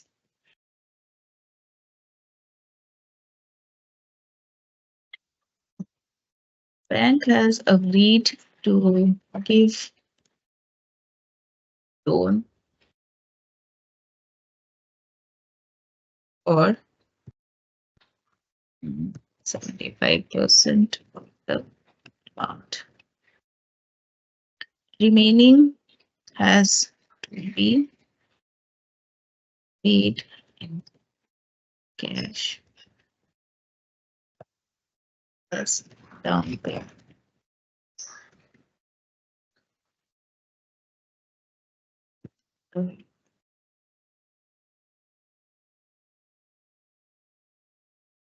Um,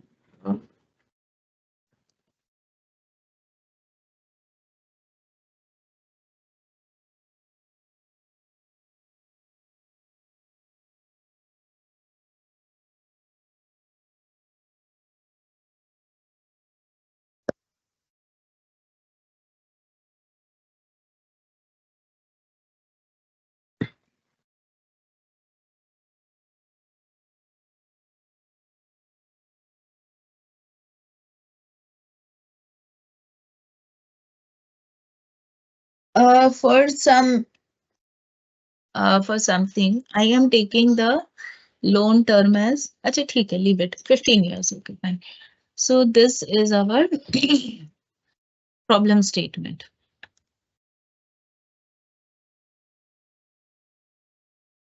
Okay. So Mr. X wants to buy a property worth rupees 50 lakh. Bank has agreed to give a loan for 75% of the amount for a term of 15 years. And the remaining amount has to be paid in cash as down payment. So calculate the amount of money Mr. X has to pay to bank every month against the loan taken. Fine. So I hope the problem is clear to you. Okay.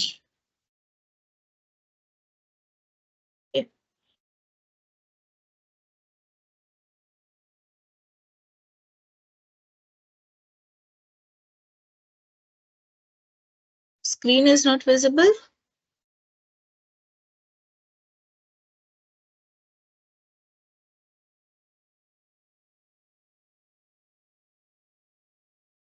Can you ensure, confirm it? Is the screen visible or not?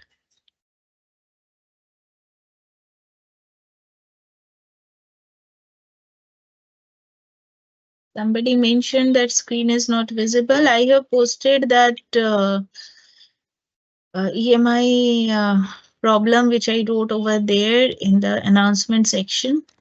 So now I will just, this is the, after discussing this, I will also write down the steps once again for your pivot table slicer part. Visible, no? Okay, okay, thank you. Yeah, so I've posted the problem in the announcement section, so please check that. I will not come to question and answer section right now for some time. So now for this, what we need to do now, whenever any problem of this type is given, so what you need to do at first you need to write the information in a proper format, right? So I can write here the cost of property is 50 lakhs. So I mention it here. Fine. The loan amount that bank is going to give is 75% of this cost of the property, right?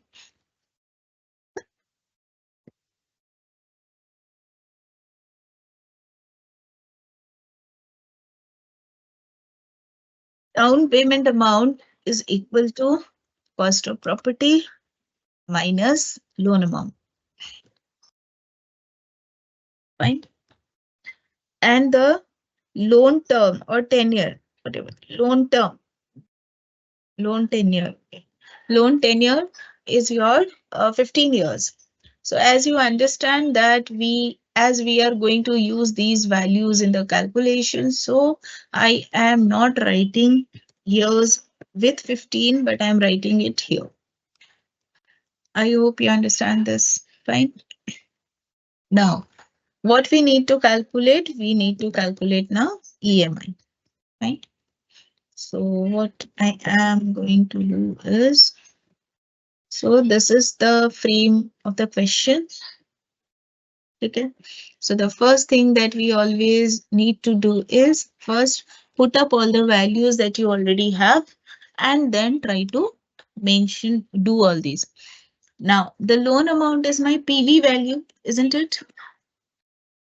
And this is my 10-year for 15 years. Achha, I think the rate of interest was there. Let me just check once. NPE and rate. Right, rate was there.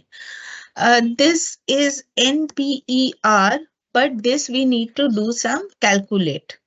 Need to do some calculation on this. Okay. And what is my rate of interest? I did not mention it here.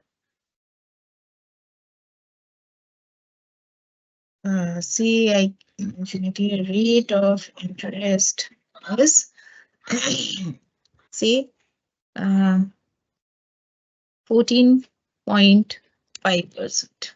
Okay. So my rate of interest, sorry, I forgot to write that. Uh,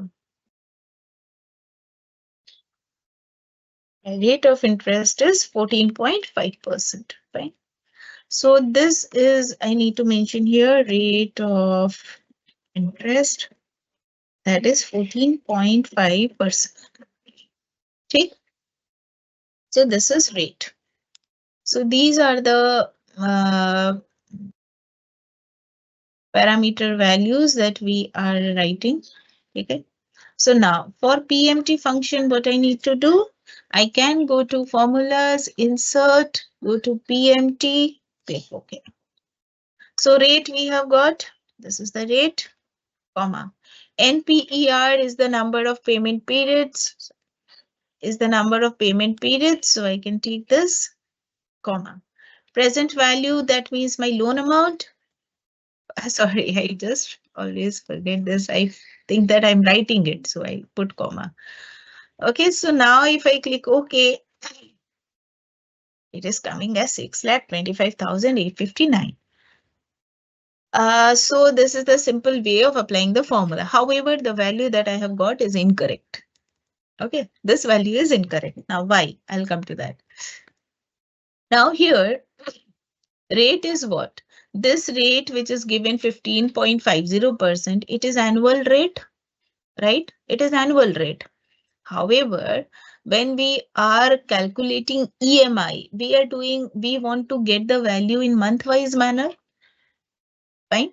So we need to get the effective monthly rate. So what we need to do, we need to divide the annual rate with 12 so that we get the monthly rate. Fine. Similarly, NPER is the total number of payments for the loan.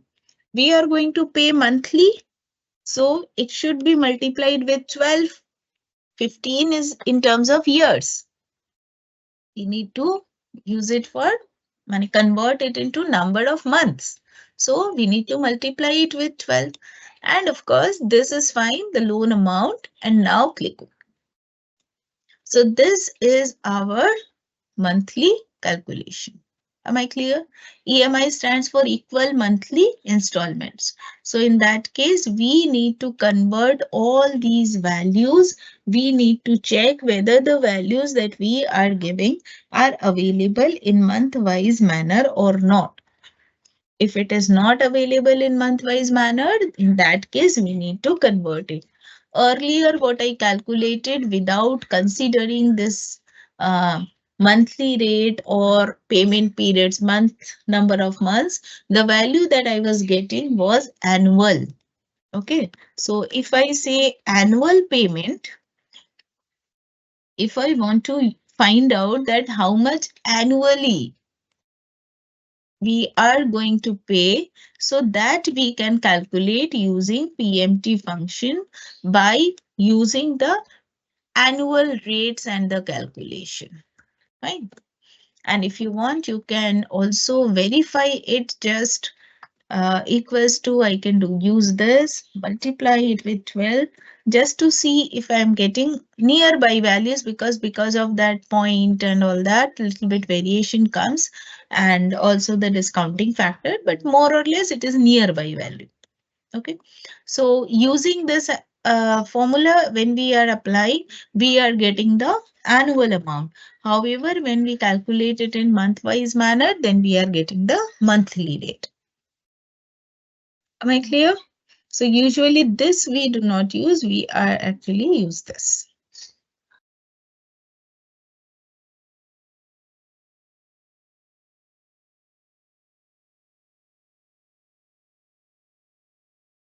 Okay, so you can take a screenshot of this, or shall I can post this. You take the required screenshot, and I'm also posting it on the announcement, the formula. Okay, so these are A21, A23, A24.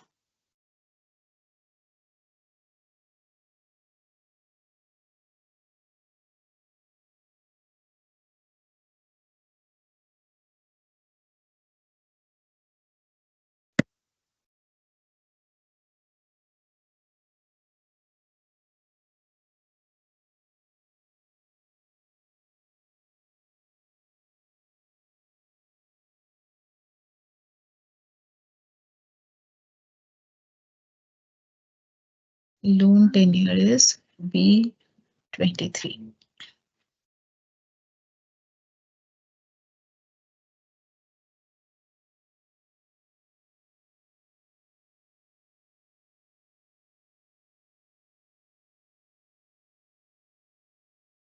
So the cell address reference I have mentioned here. So I hope that will be easier for you to understand. Okay. So this is how we can calculate the EMI. Okay. So next day we will do little more on this EMI calculation. Uh, okay. I'm not able to speak much more now. With this, now I will now start writing the formulas over there. So I hope that your pivot table and those steps also I'm going to write in your chat box. So that will help you. This is for the DB function. Uh,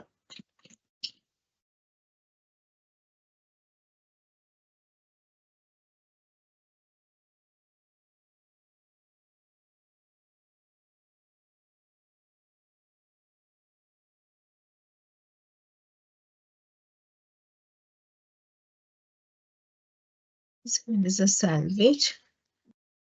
Like this.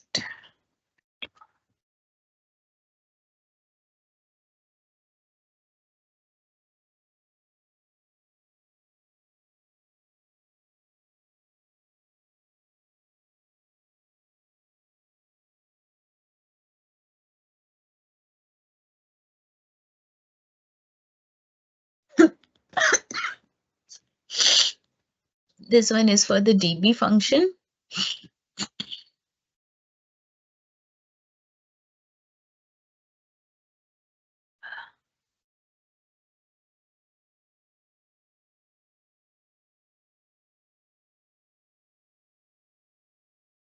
And this one that I'm posting now is for DDB function.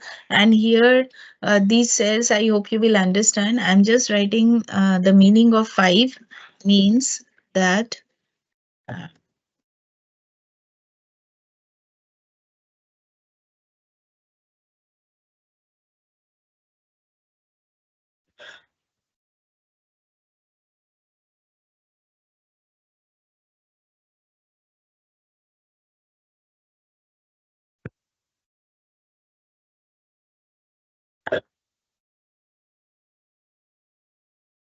so this DTB also, I hope you will understand. Other cell references are quite similar to DB, so you can connect it with that.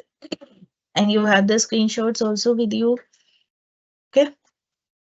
So this DB and DTB will be done. SLN type post. So SLN I am posting.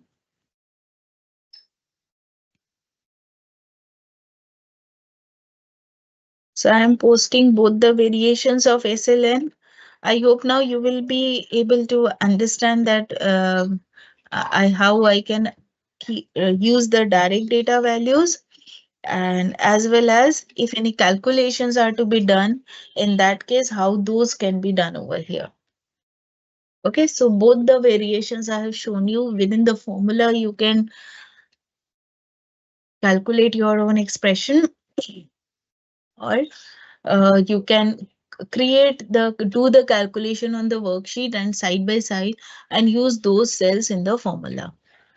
Okay, so in this manner, these formulas you can apply. So these are the financial functions we have used today.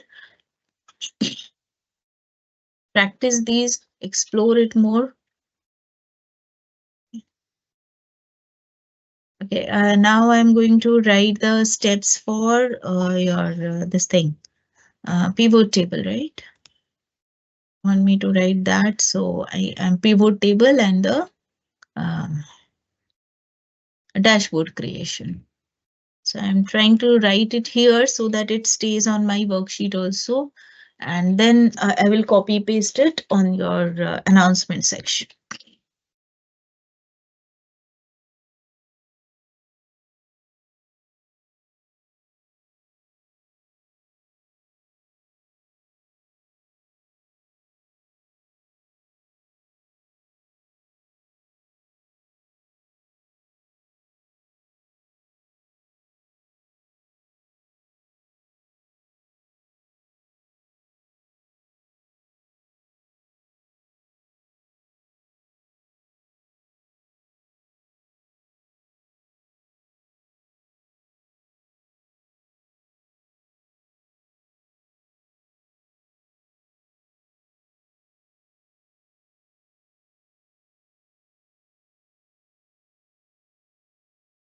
So I am writing pivot table and chart, but as I have shown you, you can create only the table and then later on you can insert the chart, or you can do both the things simultaneously. That should not be a problem. So as per your choice, you can take the things the way you find it comfortable.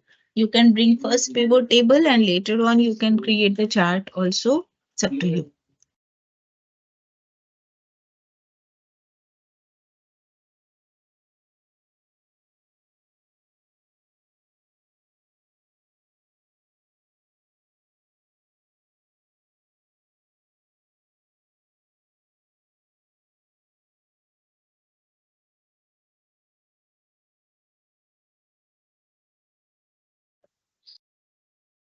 I prefer to work on the new worksheet when I'm working with the pivot table. However, if you want, you can use it on the existing worksheet as well. It is up to you. Okay. I prefer doing it on new worksheet to keep my data sheet separate always. But it is your choice how you want your data, your worksheet to come up. So it is your choice. So that is why I have this oblique sign.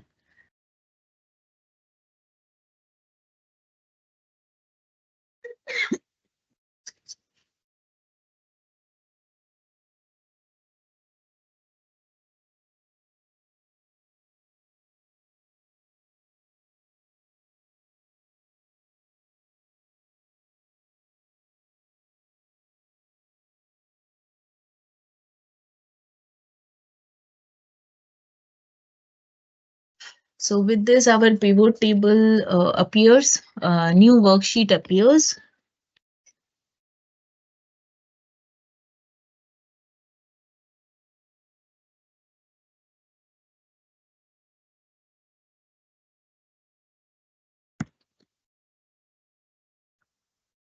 So pivot table work area, a new worksheet appears. Okay, next.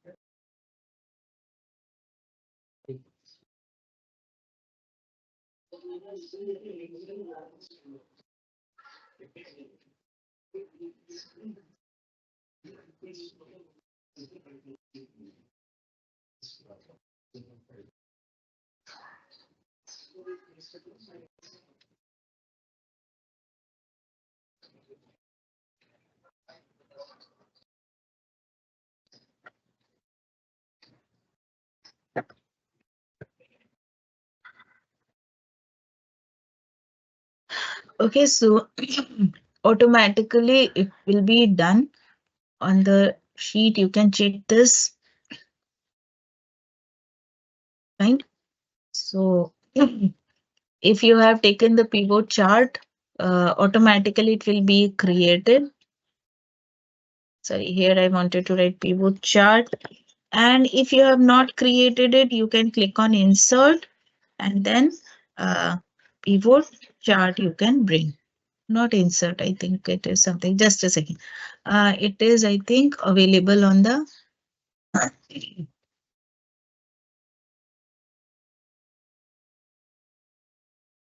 yes, analyze tab. It is not insert, it is analyze tab because we are changing it. No?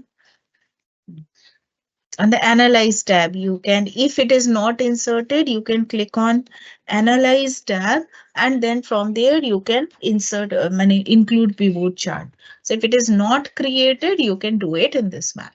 Fine. So this is how you can create your pivot table. Once you work with it, you will understand that how it is showing your data and all that. Okay. Now to work with, to create, to create a dashboard, what we need to do, simply once your pivot table is created properly, the process is a bit quite simple. uh, Create a new worksheet, copy and paste all the pivot charts on this worksheet. All means all the required pivot charts which you want to bring on this. Okay. Now what you need to do, you need to click on Analyze, sorry, click on any one pivot chart. Analyze and then insert slicer. Fine. Choose the fields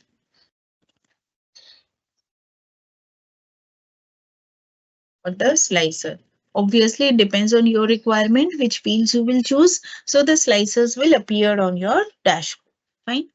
On your file, sorry, on your worksheet. So this will be done. After this, what you can do is you need to simply,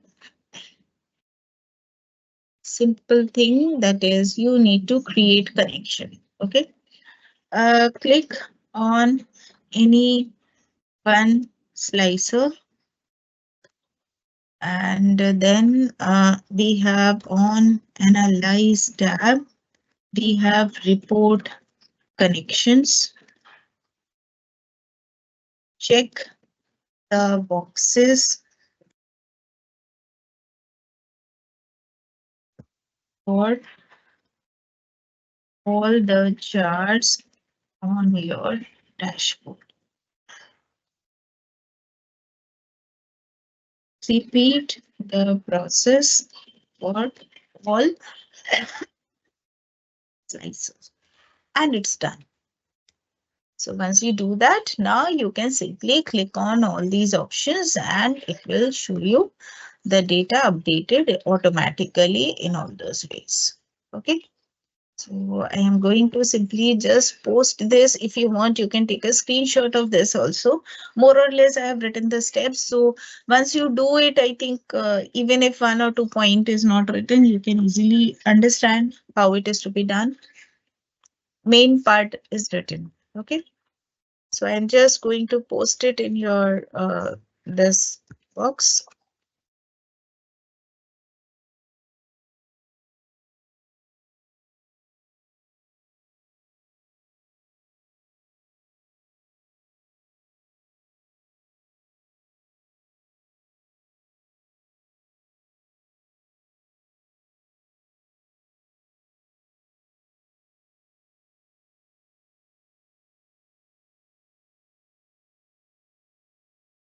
So this is what your pivot table. See, it is not accepting that space or enter key and all that. So that's why the way nicely I can write it here, I cannot arrange it there in this sequence.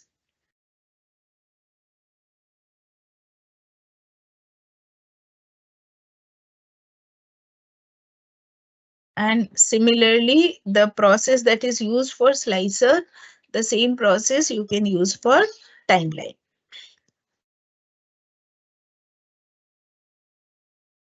Okay. Just keep it with you. Screenshot also, please keep with you. Okay.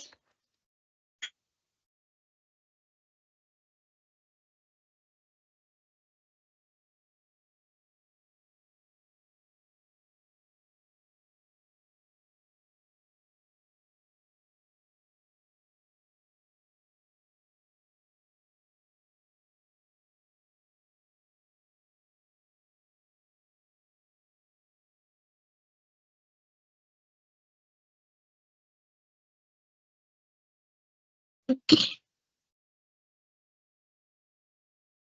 so I have tried to give all these steps.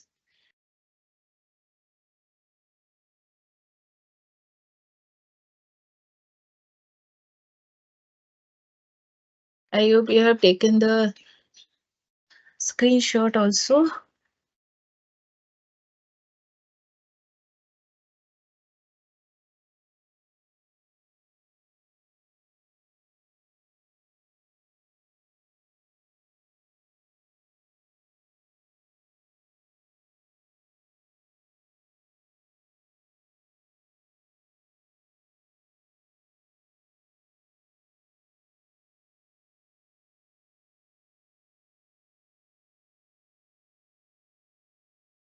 Okay, so I hope this is clear. You take the screenshot also for this.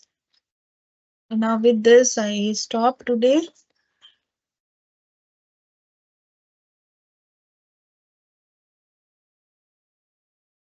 I went little slow today. I hope you understood the topics which I discussed.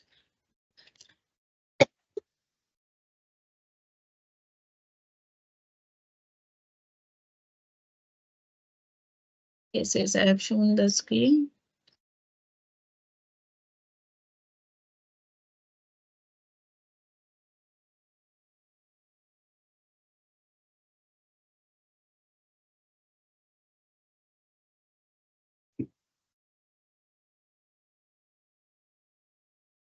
Thank you, Shubhankar. Thank you. So I stop here today. Okay. Now So tomorrow we am not set any class. We will inform you. Okay. Thank you, sir. thank you, ma'am. And ma'am, do inform me about the next class. Accordingly, I will update the students. Yes, yes, we can keep it on Saturday. I think I'll need 2, 3 days break right now. So after that, I'll. Irregular throat. Yeah, yeah. Okay, So okay, ma'am. No issues. Saturday evening, if possible, we can do. Yeah, ma'am. We can consult and set the class. No issues with that. Yes, yes. I'll message you, sir. Okay, okay, ma'am. Thank you. Okay, thank you. Thank you so much.